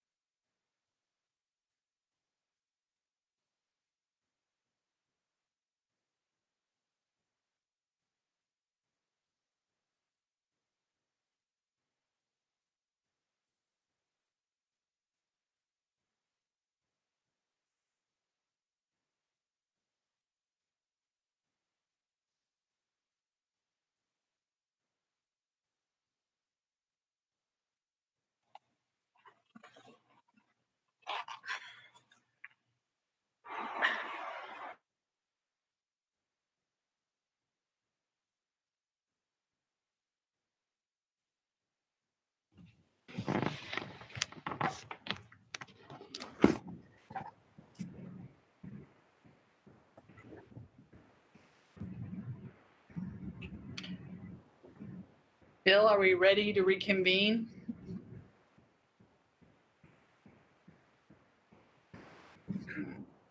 This is Mark. We were supposed to get 3 inches of snow. It's going to snow for another 24 hours. There's 5 inches out there on my deck rail already.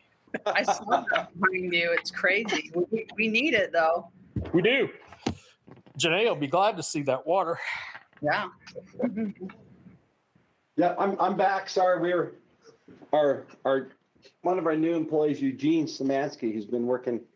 We hired him at the beginning of the year, and he's been working out of Texas, where he was living. He just moved up, and he wandered in and says, "Hey, can I say hello?" Well, that's awesome.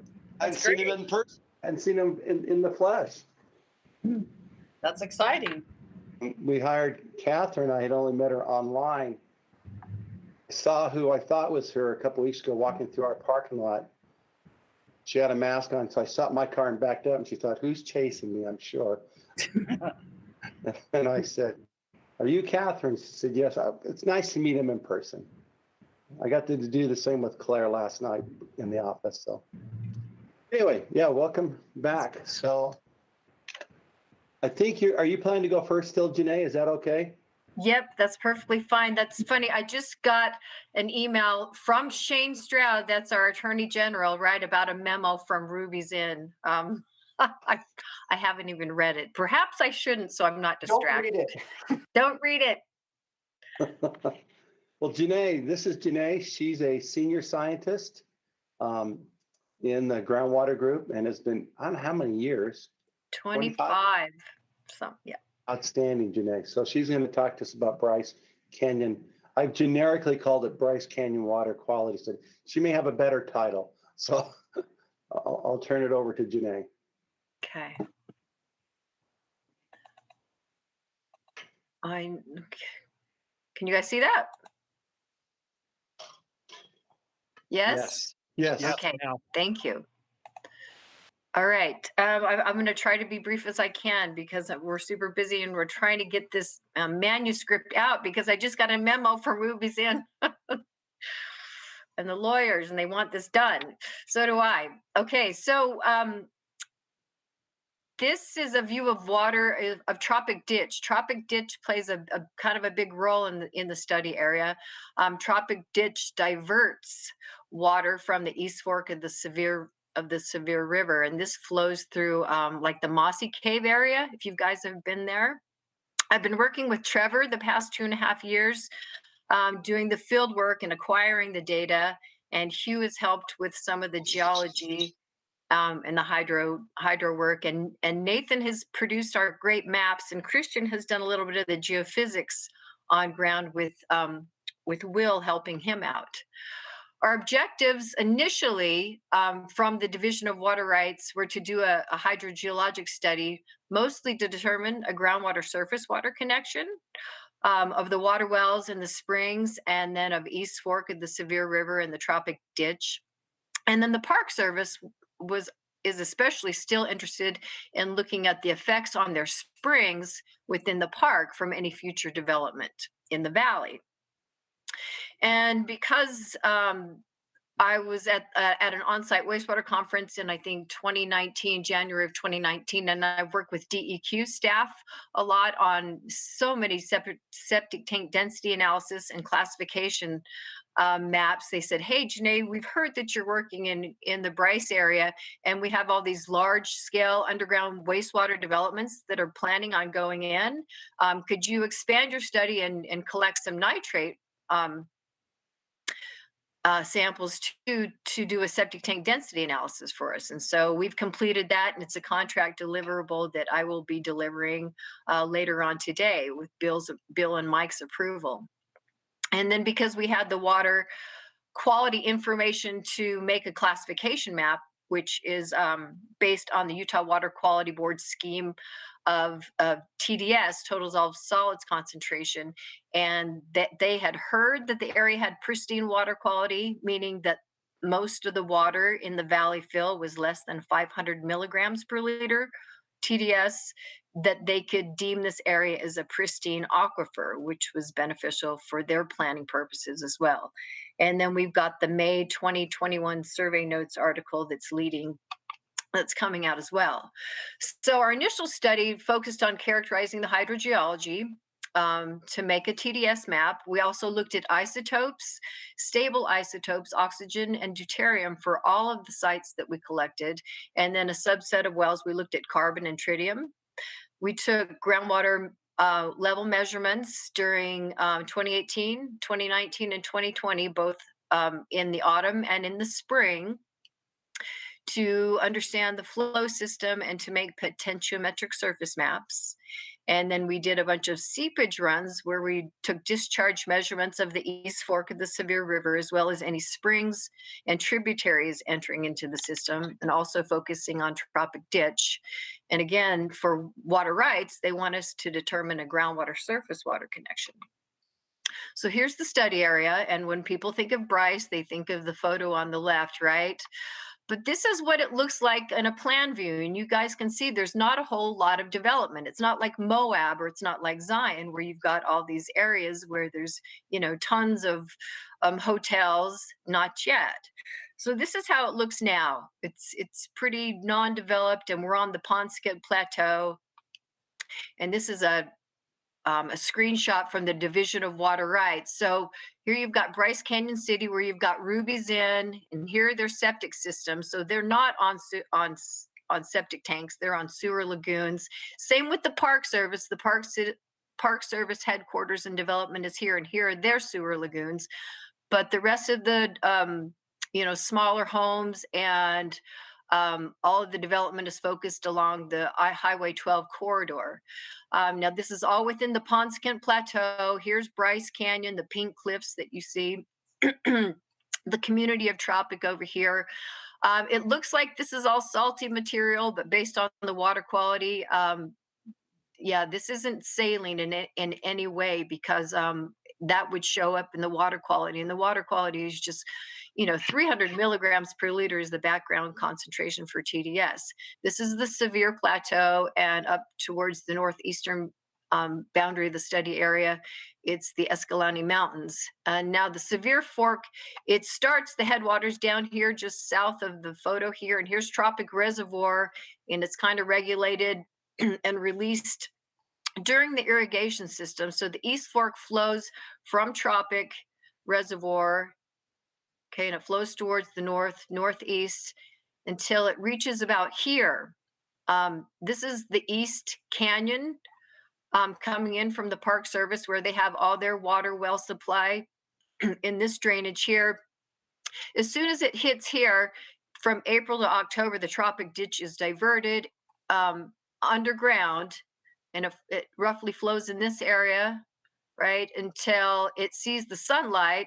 And then it surfaces here right outside of Bryce Canyon City, and then it cascades over Water Canyon Falls and then down towards the Pariah River drainage. So this is a unique area in that you've got the East Fork of the Sevier that heads up into the northeast, and then you've got everything from the Pink Cliffs and the Tropic Ditch heading towards the Colorado River Basin. And so Tropic Ditch supplies water to the community of Tropic, and it's been doing that for the past 100 years.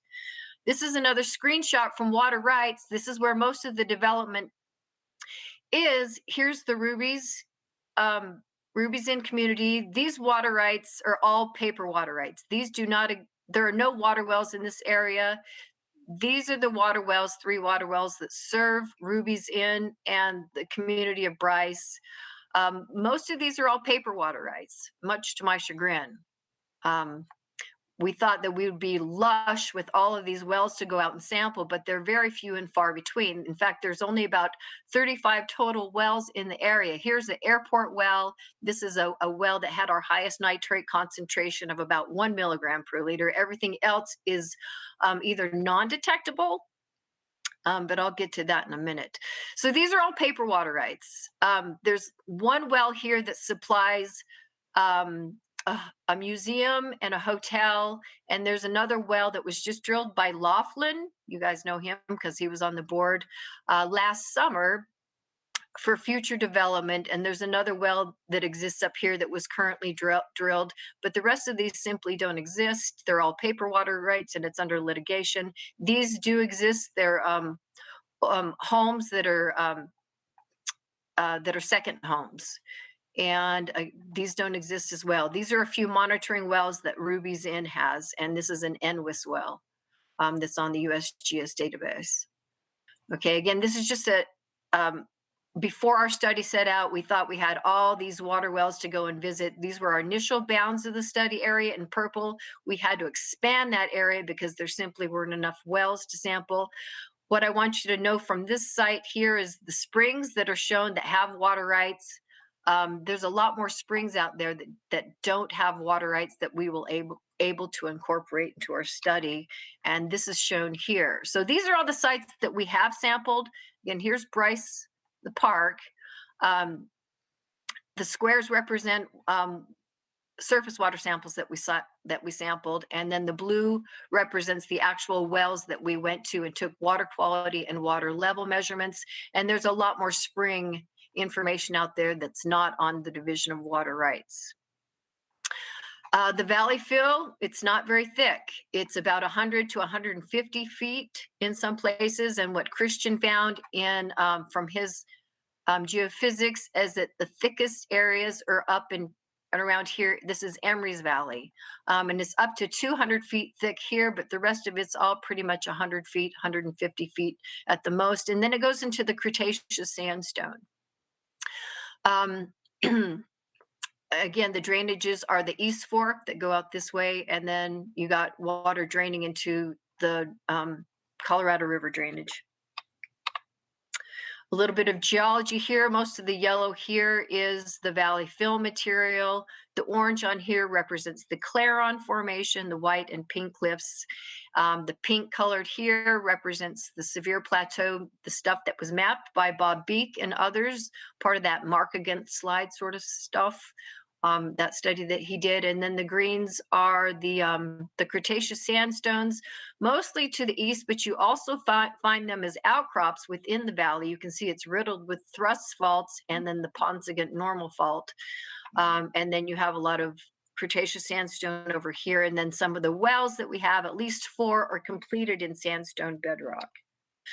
Okay, what's the problem here? Autumn 2018, we had a drought, and this is the southern end of Tropic Reservoir. These are all algal blooms where the East Fork of the Sevier River enters.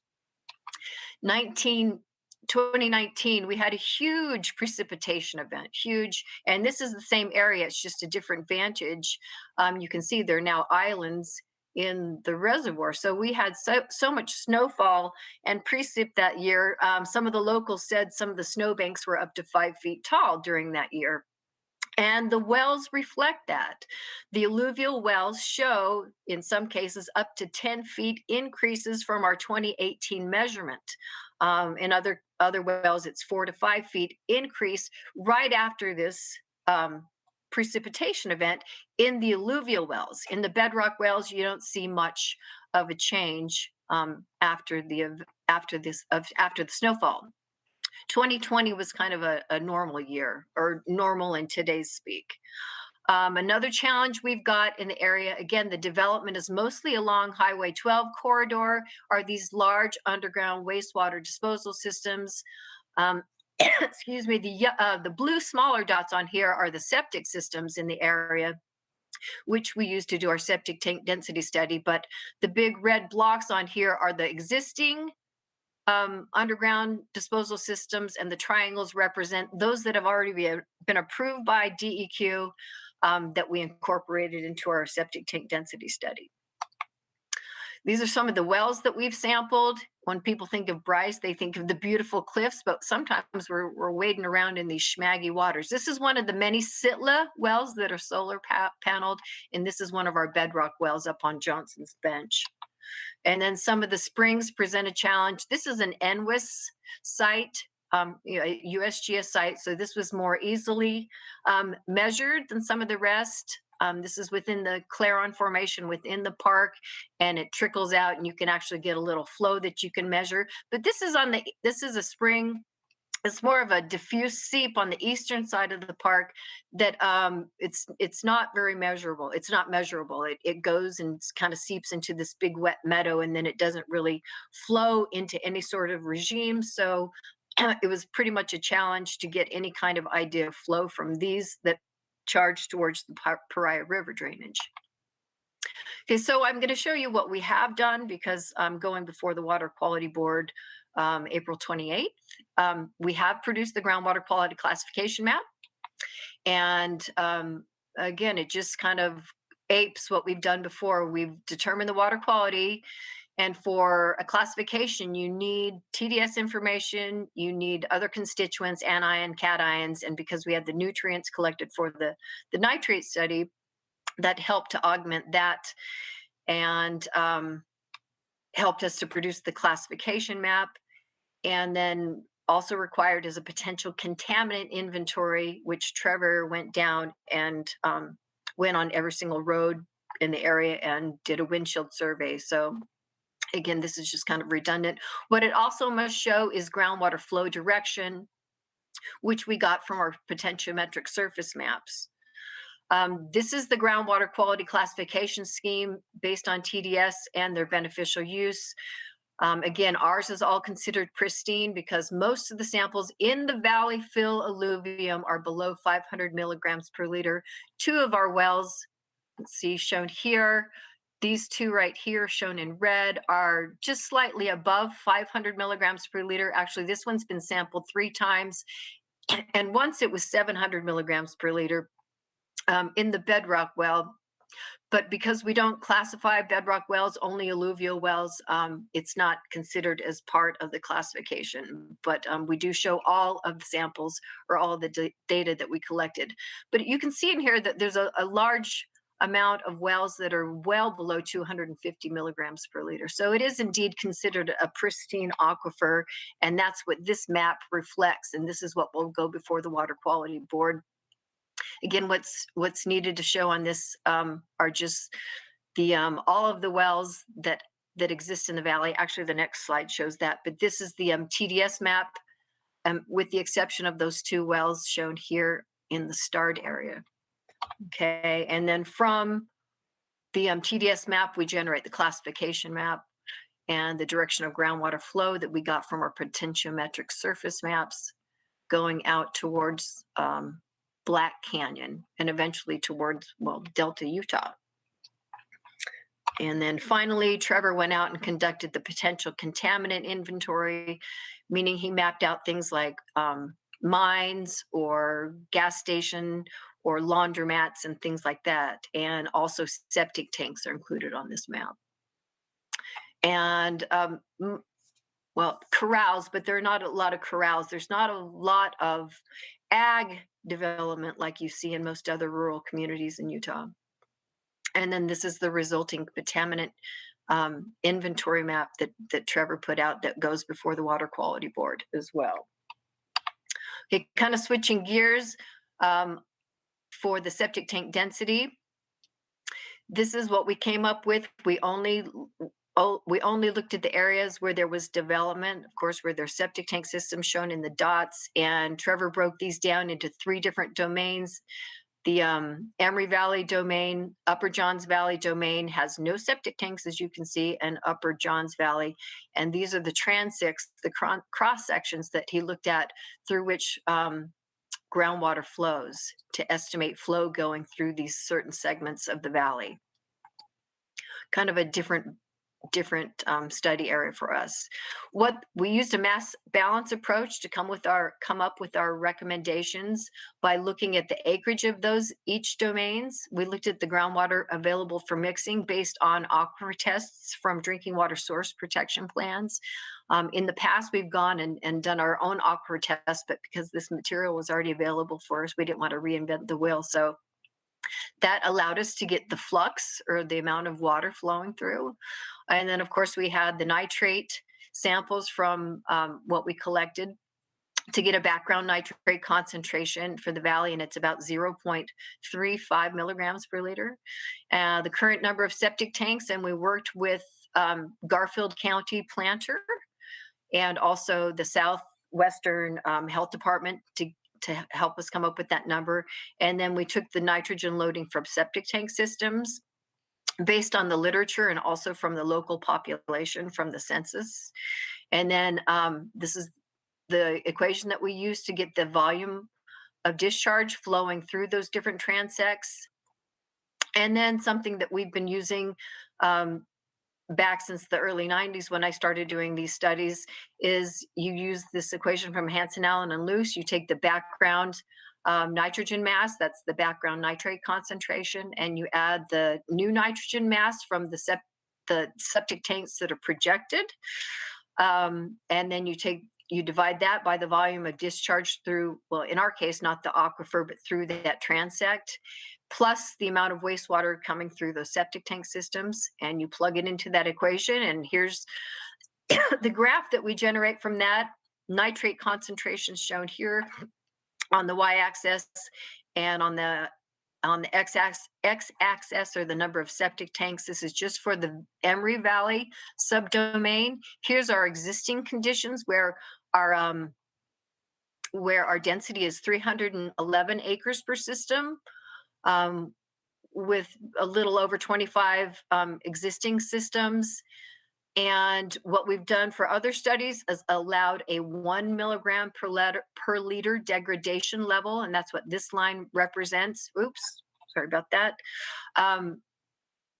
And that comes up with, you have a starting number of systems here. If the community or the body politic decides they allow 1 milligram per liter degradation in their current background nitrate concentration, that gives them an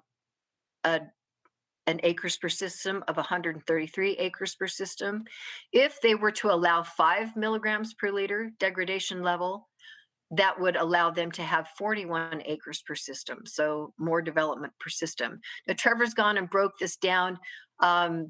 Considering the large underground wastewater disposal systems, if you just got 60% discharge from those, this would give you another density and another amount of available septic tanks that could be increased. Again, it depends on the level of degradation that the community is willing to allow. And then here's his number from the 100% discharge from the large underground systems. And again, the same thing. And that's all in our report to the DEQ. And so here's our resulting recommendation map, showing the 889 acres per system shown in the green area, because he employed the same tactics to these areas as he did to the Emory Valley. And here's the 133 acres per system for the Emory Valley. And finally, just to summarize here, the goals of our 2.5-year study, they're to be continued, and we will continue to characterize the hydrogeology. We've determined that the groundwater quality is pristine, with a few exceptions of the bedrock wells or the sandstone wells. We've looked at isotopes, and I don't have time to get into that, but from that, we've determined that most of the alluvial fill and the Claron water is young, and the Cretaceous stuff has a mixed component where it has an older component of groundwater as well. So it's been sitting in the system a lot longer. Some of it's up to 1,000 years in age. We'll continue to take water level measurements. We've done it for 2018, 2019, and 2020, and we're going to go out and do it for these 2 fiscal years. Our discharge measurements, we'll continue doing that, but we've shown that there are parts of the East Fork that are gaining and parts of the East Fork that are losing. And so we have been able to determine a groundwater and surface water connection based on both the isotopes and based on the measurements from the stream discharge, and also from looking at how the response of the alluvial wells to precipitation has occurred. So it's essentially a low storativity aquifer with high transmissivity. And so our next leg of this trip is to look at a development of a water budget. And so that's where we stand. And from that, I will take any questions.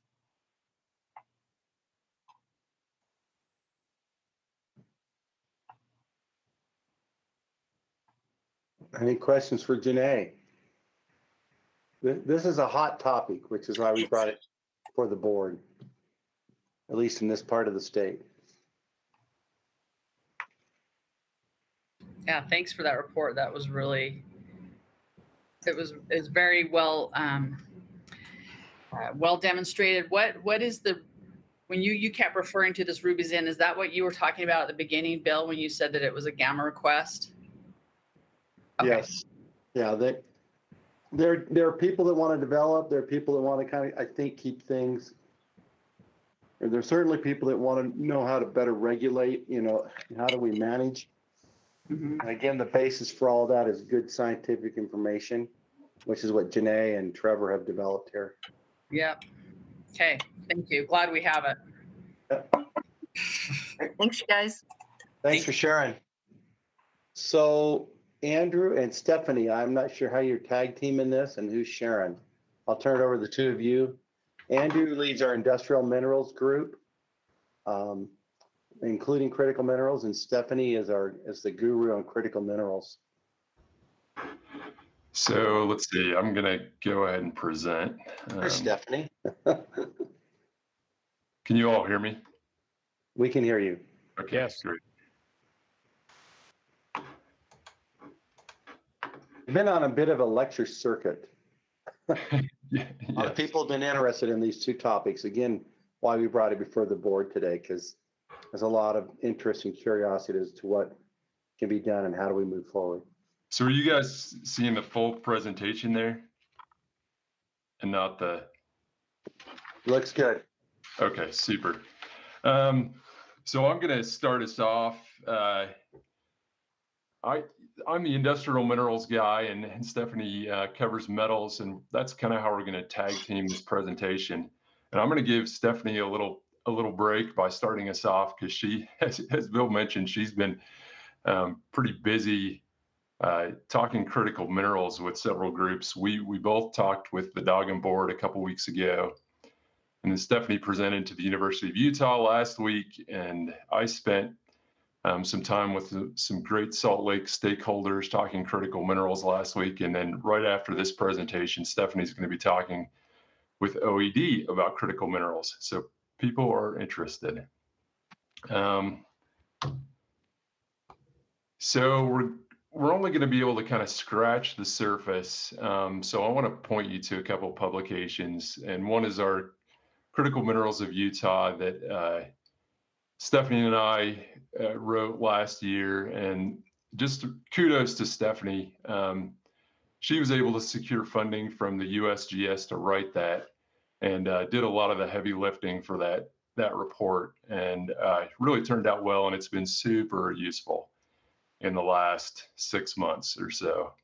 But I also encourage you to check out our annual mining report. We'll always have updates about things related to critical minerals in that, and that's an annual publication. So I definitely want to point you to those. But I guess we better define critical mineral. So a lot of the activity is a function of an executive order from the Trump administration that came out in 2017, and the title of that executive order was A Federal Strategy to Ensure Secure and Reliable Supplies of Critical Minerals. And the definition that you see there is how that executive order defined critical mineral. And in response to that, the U.S. Geological Survey prepared a draft critical minerals list the following year. And I saw a talk at SME a couple years ago by Steve Fortier, and he's with the USGS, and he was the primary author on that draft list. And he sort of boiled it down pretty well as to what a critical mineral is. And there's certain aspects, and one important one is that, a critical mineral we might have a very high import reliance on critical minerals. So we might be mostly importing that mineral, generally over 50% of what we consume in the US. Another point is that that critical mineral, there might be a high country concentration of production of that critical mineral somewhere. And what that means is there's one place or maybe one country where that mineral is being produced, or most of that mineral. And a good example of that is rare earths from China. China's producing the vast majority of the rare earths globally. Another characteristic you might look for is that there could be a single point of supply chain failure. And beryllium's a good example of that. And Stephanie will talk a little bit about that when she talks about beryllium. And then finally, for it to be critical, there needs to be some sort of important function for that mineral. And often a lot of that was tied in defense applications, but there are some other applications as well. And I'll let Stephanie jump in here. Okay, thanks for setting the stage, Andrew. This figure that we're showing is actually from our 2020 critical minerals report. So this is one of our summary figures. The way to read this is a standard periodic table. The outlines on each box refer to the periodic table groups you'd be familiar with, like transition metals, alkali metals, things like that. The color of the box itself refers to its critical mineral status in Utah specifically. So everything that has a color is a critical mineral or mineral commodity group. Everything that's white doesn't fall into this conversation right now. And then we've colored that according to kind of its status in Utah. So for example, the elements that you see highlighted in red are the ones that we're currently producing as a state. So beryllium, magnesium metal, potassium, which refers to potash, uranium, platinum, palladium, and helium are the ones we have highlighted in red. And as it goes, the second you publish something, the industry moves on without you. So we're already out of date. So we have a few arrows that we'll use to update. So lithium is actually now also considered actively produced in Utah. Andrew will talk a little bit more about that. The second group that we have kind of in terms of, I guess, importance or how well we know about it is the group colored in blue, which are called established resources for. So for anyone who's familiar, that'll be things that have like an established indicated, inferred, measured, indicated, inferred resource, or an NI 43-101 or a JORC report. Sorry if y'all can hear my toddler being very unhappy in the background. And so for that, we have, it was lithium. Lithium is now bumped up to an active producer. We have uranium, vanadium, indium, aluminum, fluorite. We are still keeping it as an established resource at the moment, but it's going to take over as an active producer, we think, very soon. And again, Andrew will give more details. And then tellurium, for anyone who was reading the news recently, and Rio Tinto is going to open a new concentration facility coming off their copper recovery stream to produce tellurium. So we expect that one to actually bump up past established resource also to producer next year. It should be end of next year. Oh, Andrew, actually, I guess you have to change the slides. Yeah, there you go. So now we're going to just step through a couple of the critical minerals in particular, mostly just the producers and established resources, just to give a bit of an overview about specifics. Basically, what you can take away from Utah's critical minerals is that they occur across the state in all of our major geologic terrains. So the first one I'll talk about today is beryllium. And this is just a really fascinating critical mineral for me. So Utah is the leading global producer of beryllium. Oftentimes we say like domestic producer, things like that. Utah is also the only domestic producer of beryllium, but also a global leader. So in 2020, I calculated, and there's new statistics out, I haven't recalculated it, but for 2020, Utah represented 65% of global production of beryllium. So that is from the Spore Mountain Mining District out by Delta, for anyone who knows the area. So that comes from kind of a series of volcanogenic deposits where basically these highly evolved volcanics erupted through Paleozoic basement, ripped up the basement so that you have clasts of Paleozoic material entrained in this highly fractionated volcanic tuff. Over time, the beryllium and fluorite actually as well, and uranium to a certain extent were leached out of the volcanics, and because of the reactive nature of the carbonate Paleozoic basement, they replaced those Paleozoic nodules. So it's a really fascinating deposit. The main mineral there is bertrandite, whereas globally most beryllium is actually mined from beryl. So that's another unique thing that that Utah has. Yeah, and I guess I've got the the reserves down there. Basically, this area has been in production continuously since 1968. It was originally held by Brush Wellman, which is just an earlier iteration of Materion, who now owns it. So it's been in one company, constantly operating since 1968. They have 75 years of ore life left. There's no reason to think that this production is going anywhere. We expect to produce beryllium for quite a while, I would say. And just going back to what Andrew said, as far as why this is considered critical, it's because of the single supply chain failure, because so much of the world's beryllium comes from this one mine. If anything should compromise this mine, it's a huge impact to the supply chain.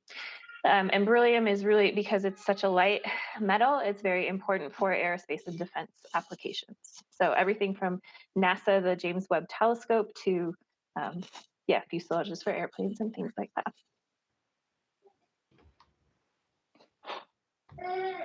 All right.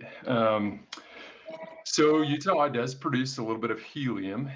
And what you see on the map there are points where oil and gas wells have seen what are considered economic concentrations of helium. And helium is generally produced as a byproduct of oil and gas production. And production is currently coming out of a gas plant in Lisbon Valley. They're purifying some helium there. And some of that helium comes from oil and gas fields near the Lisbon Valley area. Some of it's from out of state. But there's also been some production in the past from Harley Dome that's currently not producing. But definitely a shout out to Tyler Wiseman and Mark Eccles for the helium paper that they put together. That was a huge help for us as far as getting our arms around what's going on with helium in the state. So thanks to them.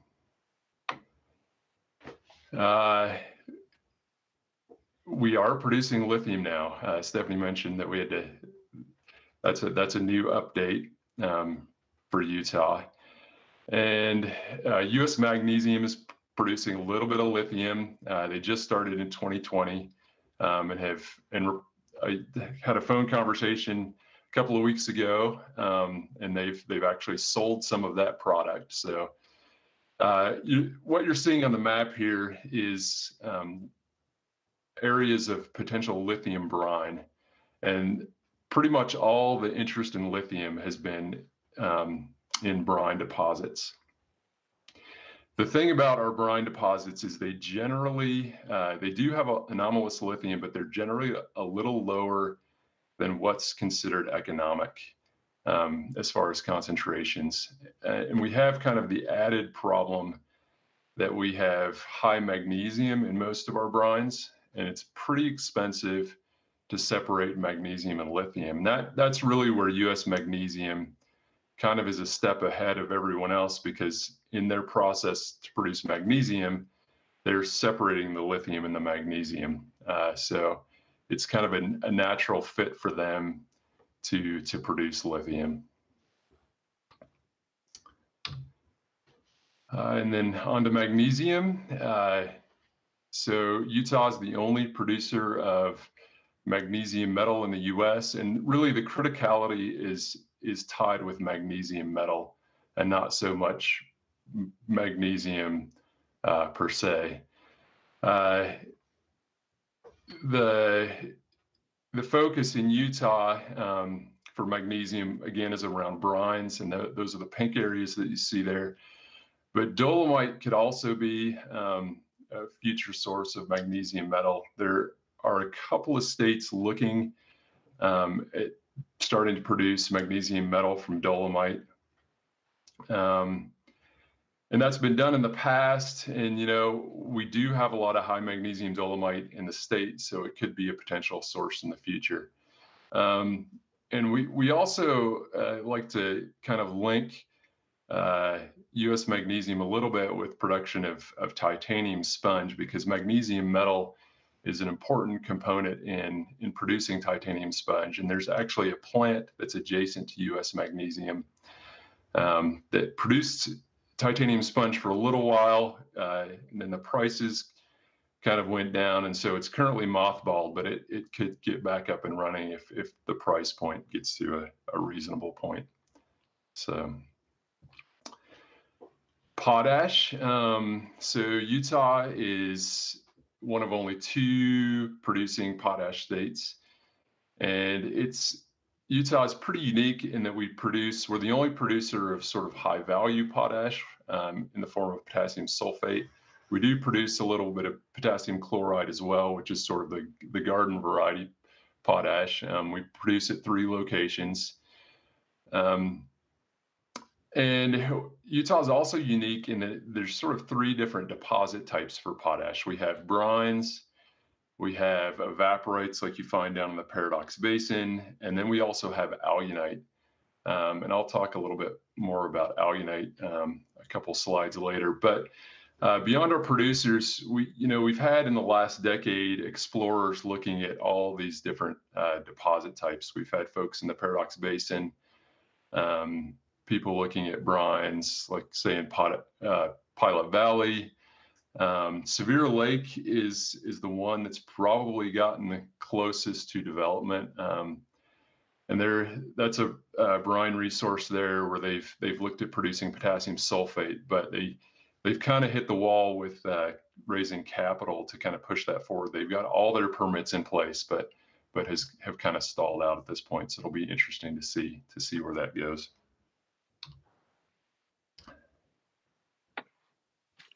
All right, so kind of stepping back towards, hopefully this is a familiar shot for many people, Bingham Canyon.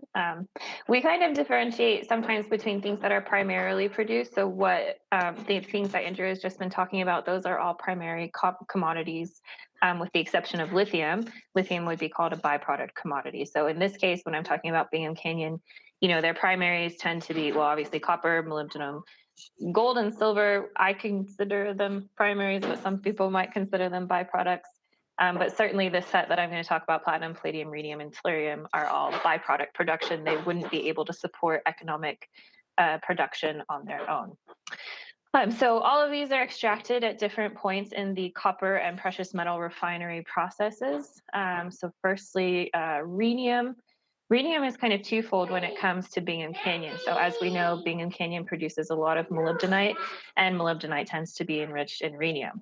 However, Bingham doesn't actually refine the molybdenite on site. So they concentrate it and dry it and ship it out to, I think, Arizona and Mexico tend to be the 2 smelters that, or the areas that have smelters that they ship to. So we don't actually count the rhenium credits from that in our state's production. But I mean, it comes from our deposit, so geologically it belongs to us, so we're going to claim it. And also rhenium, as a part of actually this new critical minerals initiative, Rio Tinto has been partnering with the Critical Minerals Institute, and they've identified that they can actually extract rhenium from the copper refining stream as well by scrubbing it out of the flash converting furnace. There's 3 furnaces, and I have just off the top of my head forgotten which one it is.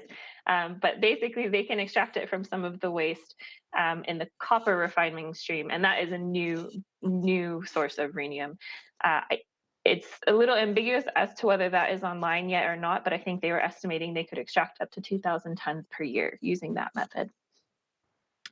Platinum and palladium are part of the precious metals refinery stream. So once they've got the gold and silver extracted out, the remaining anode slimes, so the remaining, waste product left behind, is separated into a lead carbonate product and into a what's called a selenium crude powder.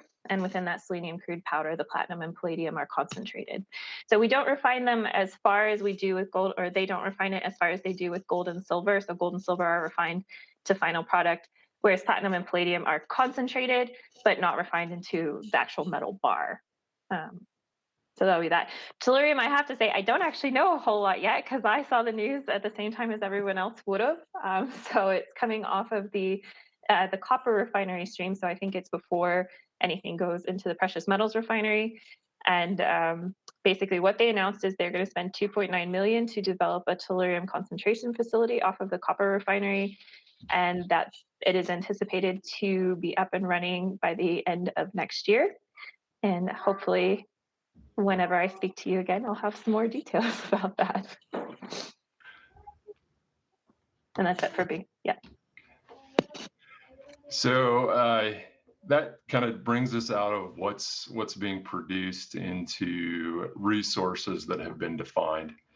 And so we'll start with aluminum. Probably the main thing to note is that Utah doesn't have any what are considered conventional aluminum resources. We have sort of unconventional resources in alunite. Alunite is used to produce aluminum in, I want to say, like Uzbekistan or something like that. So it is being done elsewhere to a small degree. But alunite is a sort of a potassium aluminum sulfate mineral. And in the little black dots there, those are all the known alunite deposits in Utah. Really, the most significant one is the Blonde Mountain deposit, and that's the largest known alunite deposit in the U.S.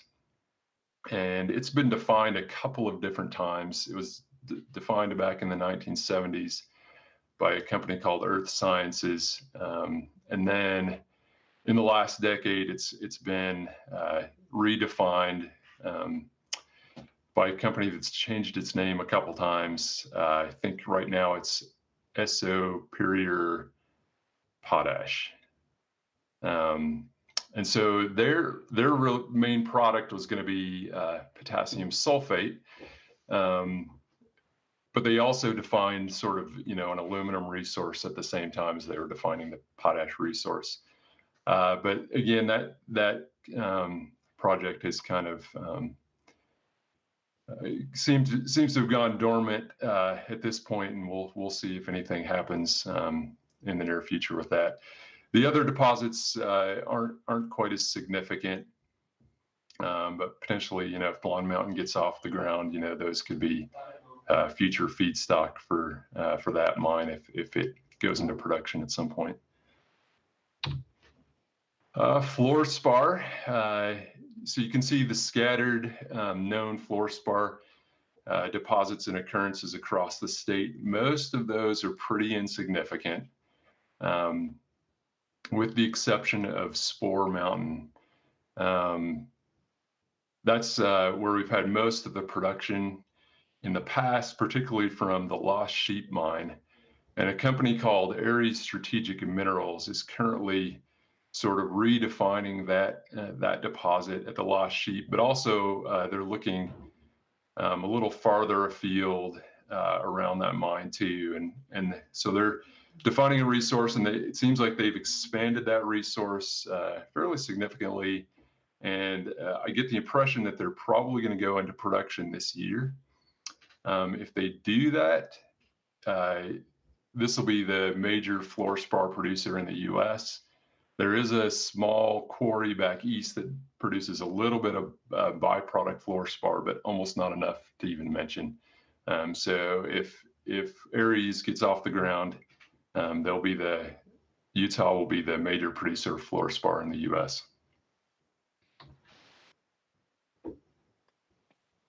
Okay, so indium. Currently, the U.S. is 100% net import reliant on indium, meaning that we don't produce any domestically.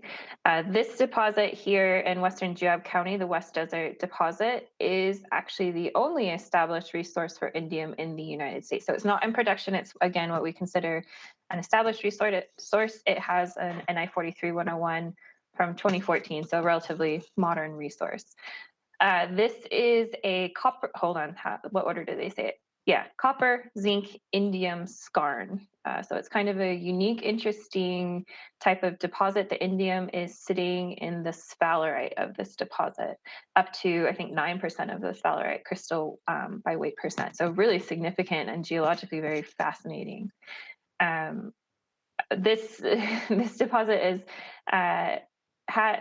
was trying to go into production 2 or 3 years ago when the UTTR, the Utah Test and Training Range, expanded. They actually like shaved the road where the deposit was on the east side. They made the west side the UTTR. So they didn't actually take the deposit, but they took where the tailings was supposed to go. And I think that has somewhat complicated the mine plan. And actually, just in December 2020, this has been owned by a company called InZinc. In December 2020, InZinc signed a letter of intent with, I just wrote the name. It's like American West Minerals, which is hilarious because it's an Australian company, I should point out. So there's a letter of intent to actually option this project to a different company. So we will see what happens with the West Desert deposit as we go forward. I have heard that there's some other very stealthy indium exploration going on in Utah, but for now, normally if explorers don't want to talk about it yet, we just leave them to their devices until they're ready. And this is actually an old calculation. I've recalculated it since West Desert actually contains enough for 7 years of U.S. domestic consumption, which is still extremely substantial. The reason that indium is critical is because, well, for multiple reasons, but the main one is it's a critical component in what's called ITO, indium tin oxide, which is a clear electrically conductive coating that goes on anything you need to touch and move with your finger. So all of our touch screens are dependent on indium. So it is has a very substantial impact also, not only for things like defense and economy, but also just our day-to-day lives, because that's our smartphones, obviously. So yeah, definitely one of our really interesting deposits, and we'll see where it goes over the next few years. Okay. So uranium and vanadium, I think most people would be familiar with Utah having quite a strong history in both of these commodities, mainly from the Colorado Plateau, and certainly in the modern iteration focused on the Colorado Plateau again. So we have the White Mesa Mill, which is the only operating conventional uranium and vanadium mill in the United States. They've been going through several costume changes the last few years. So traditionally they were processing uranium alternate feeds. They have not been mining in Utah since the mid 2000s, but they were processing, say, cleanup from other operations or other low grade material. So they were still producing uranium at the mill, just not mined in Utah. And then in 2019, they actually converted to a vanadium only circuit and were processing old, basically tailings, old pond return material for vanadium. Unfortunately, the vanadium market did not solidify the way that they were anticipating, and the prices actually dropped quite a bit. So that was stopped at the beginning of 2020. And throughout 2020, they've actually now kind of pivoted again with a focus on rare earth concentration. So in, I think it last quarter of 2020, they obtained natural monazite sand, so monazite being one of the main rare earth ore minerals from Georgia. Andrew, if you remember if that's right or not, I'm pretty sure it was Georgia, somewhere in the southeast. So they had these natural monazite sands shipped in, and they actually processed it at the White Mesa Mill, and created a rare earth concentrate. And then the rare earth concentrate was shipped to Estonia, and a company, because that's one of the only I guess you could say smelters, facilities capable of producing end-use rare earth materials, so magnets, things like that, the refined metals, outside of China. So basically, although this went from like 3 sources, so it went to like from source to concentrate to refined product, the intent was to show that this is a supply chain that was completely independent of anything happening in China. And the reason White Mesa can do this is because most rare earth concentrates do contain uranium. So that is still within their permit to process that, because they can extract the uranium as well. With White Mesa, it certainly remains to be seen how their future is going to solidify, and which of the kind of, I guess, 3 commodities they might solidify around, or how they will integrate those operations. But they're working, I would say, very hard to try to find different options for themselves. As far as the deposits geologically located in Utah, we do have several uranium and vanadium mines that are still permitted and considered on standby, again, primarily by Energy Fuels, which is the owner of White Mesa. The kind of the La Salle complex close to White Mesa Mill is, I think, the one that is the most refurbished and would be the most ready to go back into production. There's been a lot of politics around uranium lately. You know, at one point there was a proposal within the president's budget during the Trump administration for $150 million for each year for 10 years for domestic uranium reserves. So that would have been $1.5 billion for domestic uranium production. The only thing concrete that has happened is in the act that was passed at the end of 2020 as a COVID relief act. I'm sorry, it has a name and I have forgotten what it is. But that act that was passed that did the third stimulus and things like that, that actually had 75 million for a domestic uranium reserve built into it. Kind of remains to be seen how this is going to play out for all the different deposits, because obviously Wyoming and Texas and other, you know, Colorado, Arizona, there are a lot of uranium deposits in the US, but overall, Utah is in a good position, especially because of the operating White Mesa Mill. Utah is in a good position. There has been exploration ramping up, at least four active players in the plateau last year.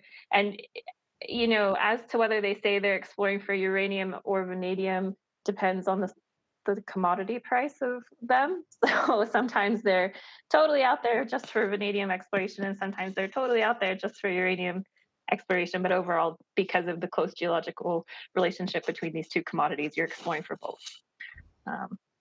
Yeah, I think that's a good overview for uranium and vanadium. Okay. So this is kind of our last slide. We've listed some of the commodities that are potential resources. So when we say potential resources, it's things that we know are here, largely because they've been mined in the past, or we know that there are significant resources, but they just don't comply with that modern definition of an established resource. So we don't want to kind of bump them up too high. But, you know, gallium and germanium, that was from the Apex mine down in Washington County. I think that remains one of the only known gallium and germanium deposits in the US. So we have a few really interesting deposits related to critical minerals. I was just going to call out rare earths because we do get asked about this one a lot.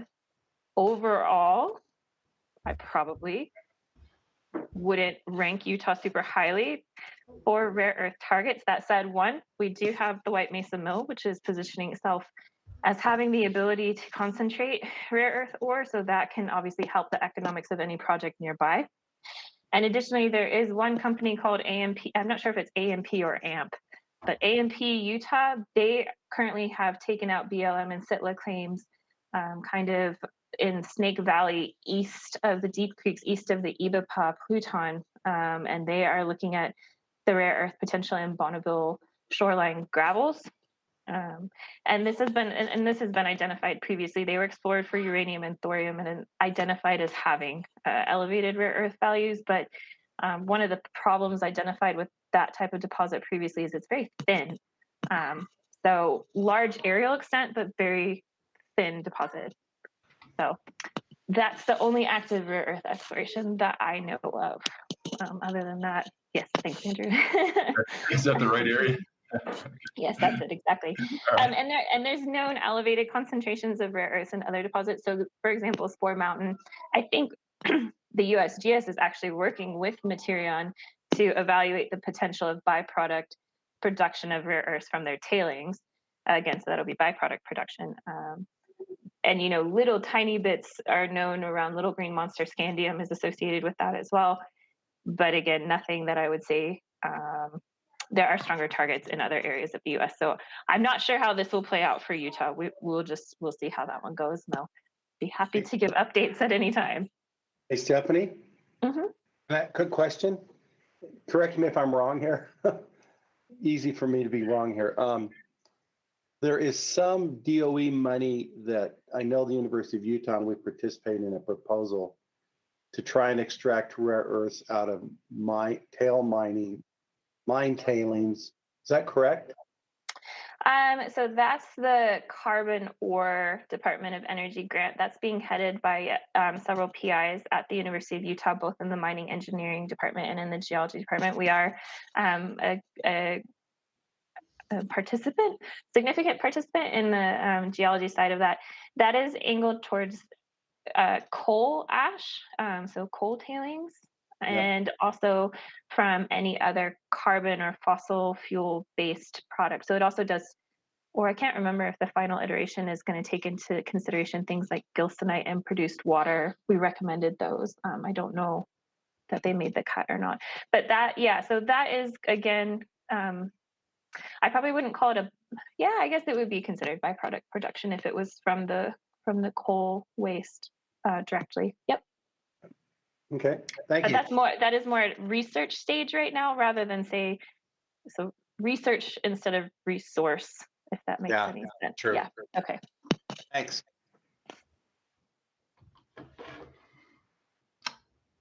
Okay. Yeah, this was our last slide. Yeah, just if anyone has any questions. So Bill, your timing was great. That was really good. I really appreciate that presentation. You guys are on top of some really great stuff. Good. Glad you enjoyed it.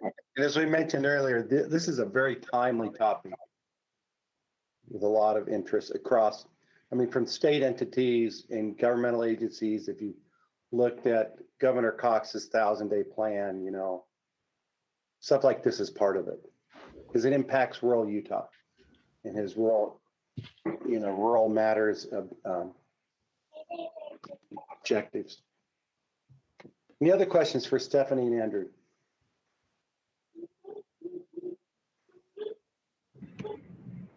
Well done. Super interesting. Thank you. Bill? Sir. Can I take a minute to talk about the energy transition issues? Because that is seriously related to the critical mineral business. It's your board. You can ask Elissa too. Yeah. Yeah, Elissa? Yes. So my alma mater, Dartmouth College, has an energy institute that is just getting going. It's 3 years old, and it's funded with oil money, actually, from Irving Oil. But their stated purpose is to play a significant role in the energy transition. That is to say, from fossil fuels, which provide 84% of the world's energy, to renewables. And energy transition is a terrible term for what's really possible to have happen, because we aren't going to flip a switch and move from fossil fuels to renewables probably ever, but certainly not in a meaningful time frame, not within decades. And so I'm part of a group of alumni that are trying to urge the Irving Institute toward more technical input, because they have a very distinguished advisory board that includes no geologists, no geophysicists, no mining engineers, no petroleum engineers. And we have a meeting, this will be our third meeting tomorrow, to try and do something about that. But the point is that the politicians who are talking about the energy transition, by and large, either don't know what they're talking about or are lying to us about what's going to happen. And and there are two things that have to happen, in my view, for the energy transition to have a chance, and they're both very, very, very unlikely to happen anytime soon. One is that the rich countries of the world are going to have to put a tax on carbon, and that tax on carbon is going to have to be big enough to level the playing field between fossil fuels and renewables. And I invested in renewables in 1994 when I co-founded a company called Sound Geothermal, and I've never drawn a salary from that. I put more money back into it. I mean, renewables cost more than fossil fuels to produce energy, and that's why we use fossil fuels or have historically. And that's why the rest of the world is going to continue to do that. And so there's a really interesting, the Energy Information Agency, which is a highly respected group of statisticians who know a lot about energy, publish an outlook every year. The most current one was published in October, and uses data ending in 2019. And they have a graph that shows, and I'll be happy to provide these to anybody that wants to look at them. They're quite interesting, but it shows that the world energy consumption, and they're using actual data from 2010 to 2019, and then they're using projections to 2050. But what this shows is that although the growth of renewables will be incredible over that period of time to 2050, the growth of demand is going to outstrip it. And so we will be burning more oil, more gas, and even more coal in 2050 in the world to supply our energy needs than we are right now, absent some unknown technological breakthrough, which could happen, but you can't count on something that you can't identify right now.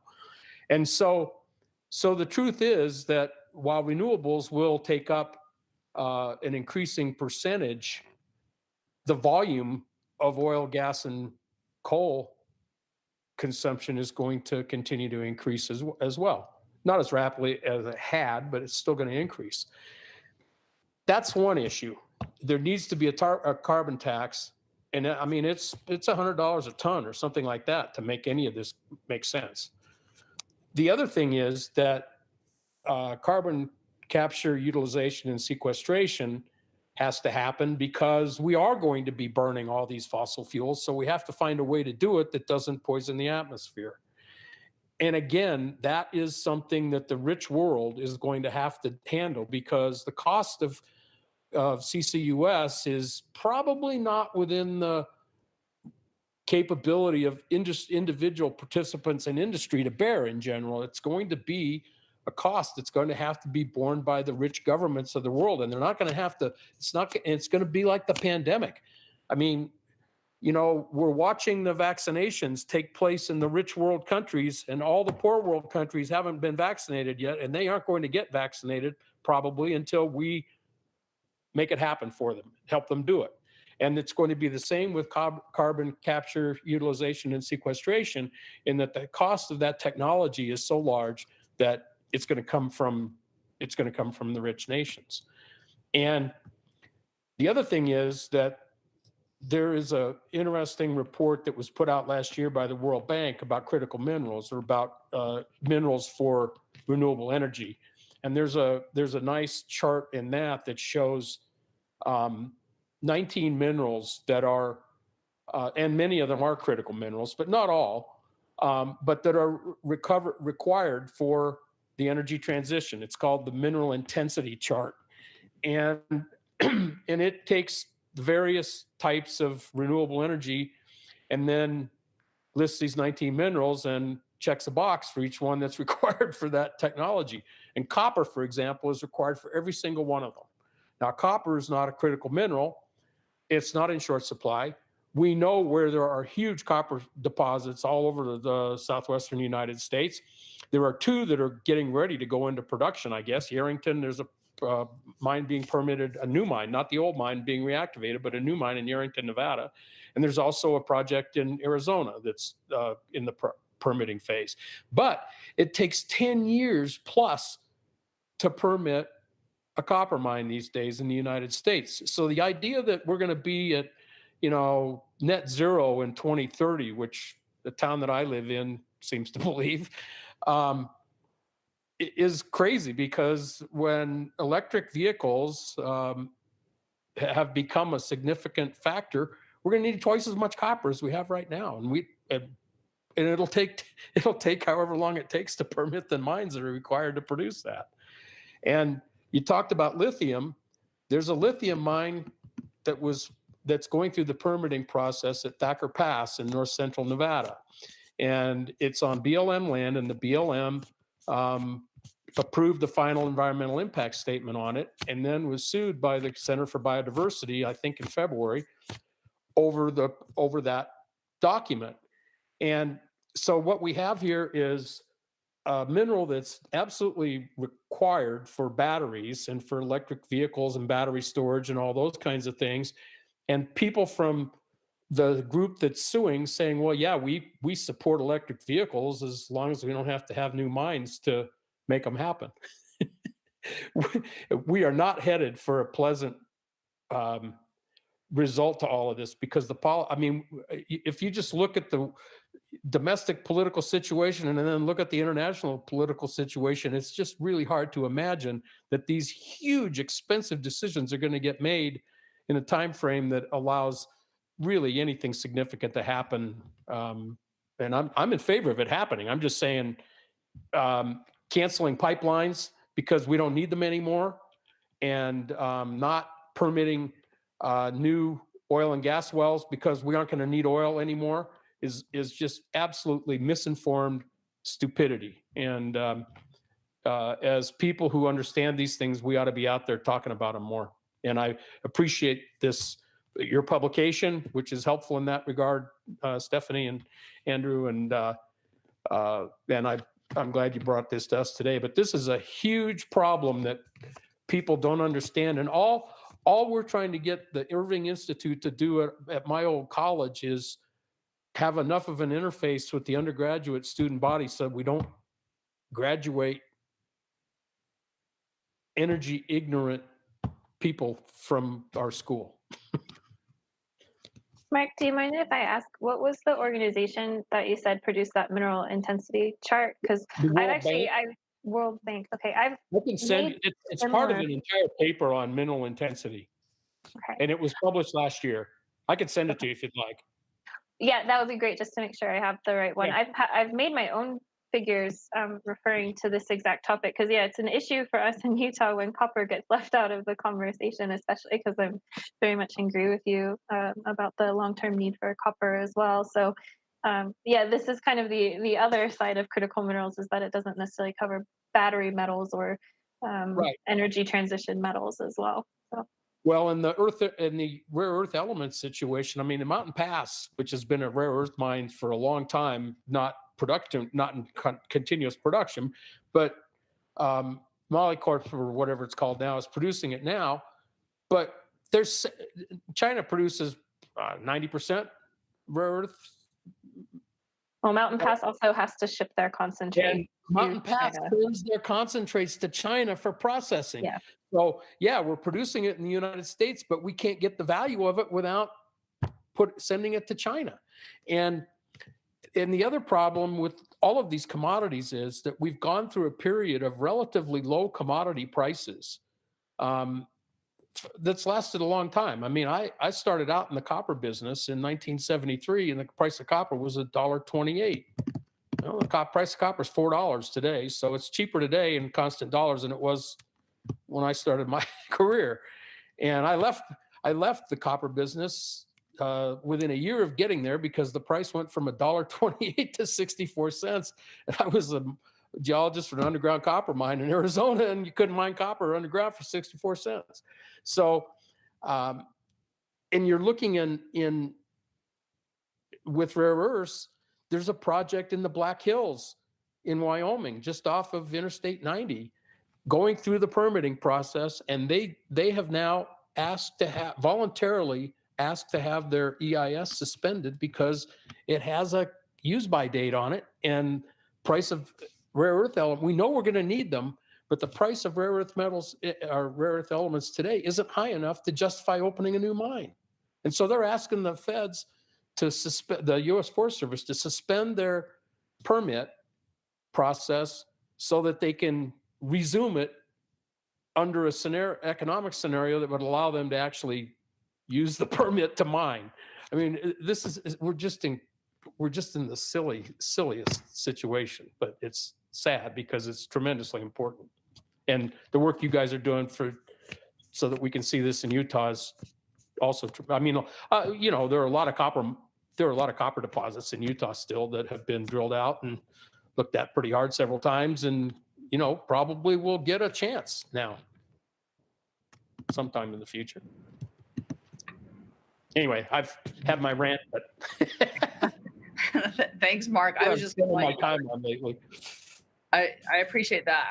My organization works on energy literacy to students. So I just want to let you know that we reach about 1 million students a year, and we are reaching them with energy literacy concepts. And We are also working on a CCUS National Education Initiative with DOE, Battelle, and a couple other partners. So we're working on it, and I would encourage anybody else who has any influence to continue to make the outreach. And we've heard a lot today that provides a scientific foundation to make that message strong. Okay, so on behalf of the UGS and my thanks to those that presented, to Stephanie and to Andrew and to Janae, we appreciate your time. And to the board as well, we appreciate all your efforts and the things you do for us. And we will look for help and guidance and any suggestions you have for us looking forward. So I turn it back to you, Elissa. All right, with that, do we have any other comments or questions before we adjourn? Yeah, this is Ken. Do we have a time or date set for our next meeting? Let me look. I don't think we did.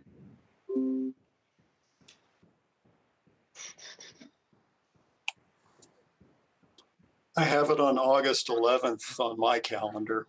That's what I have too. Yep. Okay, thank you. Okay. That's what's on my calendar. So quick question on the before to do the field trip, we do it in October, 2 days or 3 days?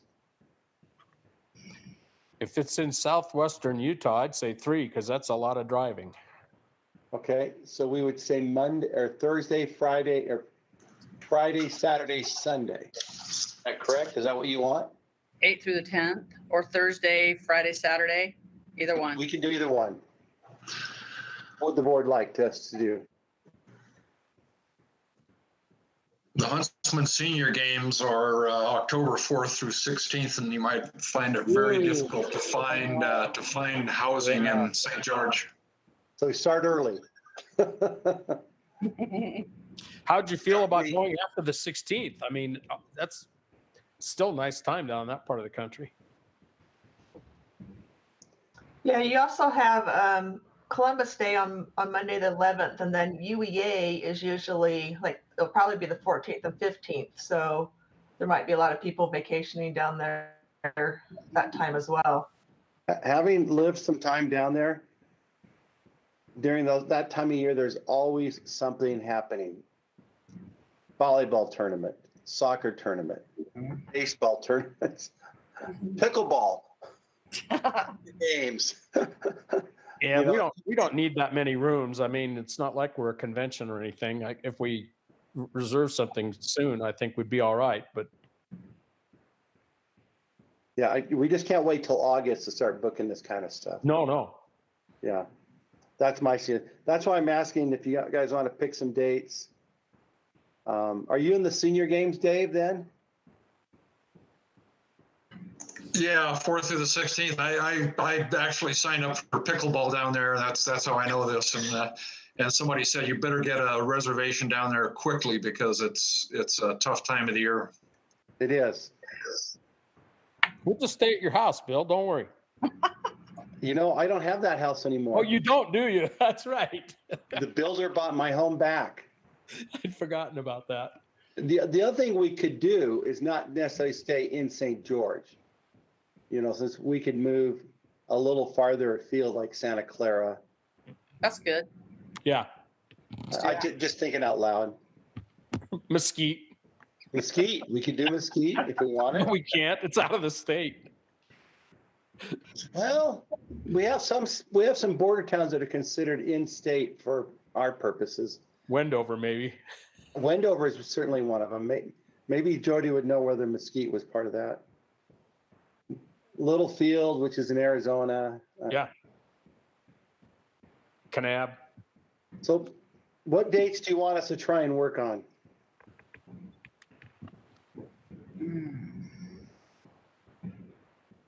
Well, do we want to go after the games? Because what if Dave's in the finals of the pickleball tournament? Yeah. I will say that I drilled an oil test to the southeast of where the new airport is in 2008 in November, and I was 2 miles into Arizona, into the Arizona Strip, and did have 8 inches of snow in November. So Yeah, let's keep it in October is my suggestion. yeah. I just know that time of year, just about any weekend, you're going to run into something. Does it need to be a weekend? Because for me, they all flow together anymore. Well, for us at the UGS, weekends cut into our time off. It could. I'm going to leave it up to the board to what they feel is best, and we'll run with it. Do you want to wait till that weekend, the weekend of October 21st? Or, I mean, I can go whenever as well, but I'm just thinking outside of the senior games, if we went the 20th, the 21st, 22nd, 23rd, that's a Thursday, Friday, Saturday. What about that date? I mean, I don't have. I'll just be a guest. Yeah. Yeah. We can all go down and watch Dave play if we go a little early. That's true. Yeah. I have no preference. Yeah. Yeah, I have no preference either. Me either. Does anybody have a preference? Okay, so let's just pick one. What about rooms in Hurricane? Is that too far out for you guys? No, we can do Hurricane. Now I know that the rooms in like Lavercan, which is they get filled up with teams as well. Hurricane's not that far. I'm pretty sure it gets hit too. Yeah. I think we can find rooms if we start early. Yeah, I do too. But that's why I wanted. I just assume we pick a date. Whether you want to wait till the 21st is fine. We could do it during the middle of the week. We could do it. You want to do like the 13th through the 15th? That's the middle of the week. I don't know who that affects on the board. It's fine with me. Not try middle of the week. Does anybody? Mike Hylland, you're my legacy fact checker here. Are we okay to go? Yeah, I was just trying to find, I don't know if it makes a difference to anyone or not, but I think the UGA is planning on running their field trip sometime, but I think that's probably in September. So if we look at October, there may be no conflict there. And then we do have Earth Science Week. If we're looking at midweek, this could potentially affect some of us. Earth Science Week would be the week of October 4th, so 4th through the 7th. And there's the possibility of it spilling over into a second week, the following week. But that might only affect me. I'm not sure if it would impact anyone else. APG, SEG's 26th of September to the 1st of October, so we don't conflict with that. This is our time getting a date. I think we just pick one and run with it.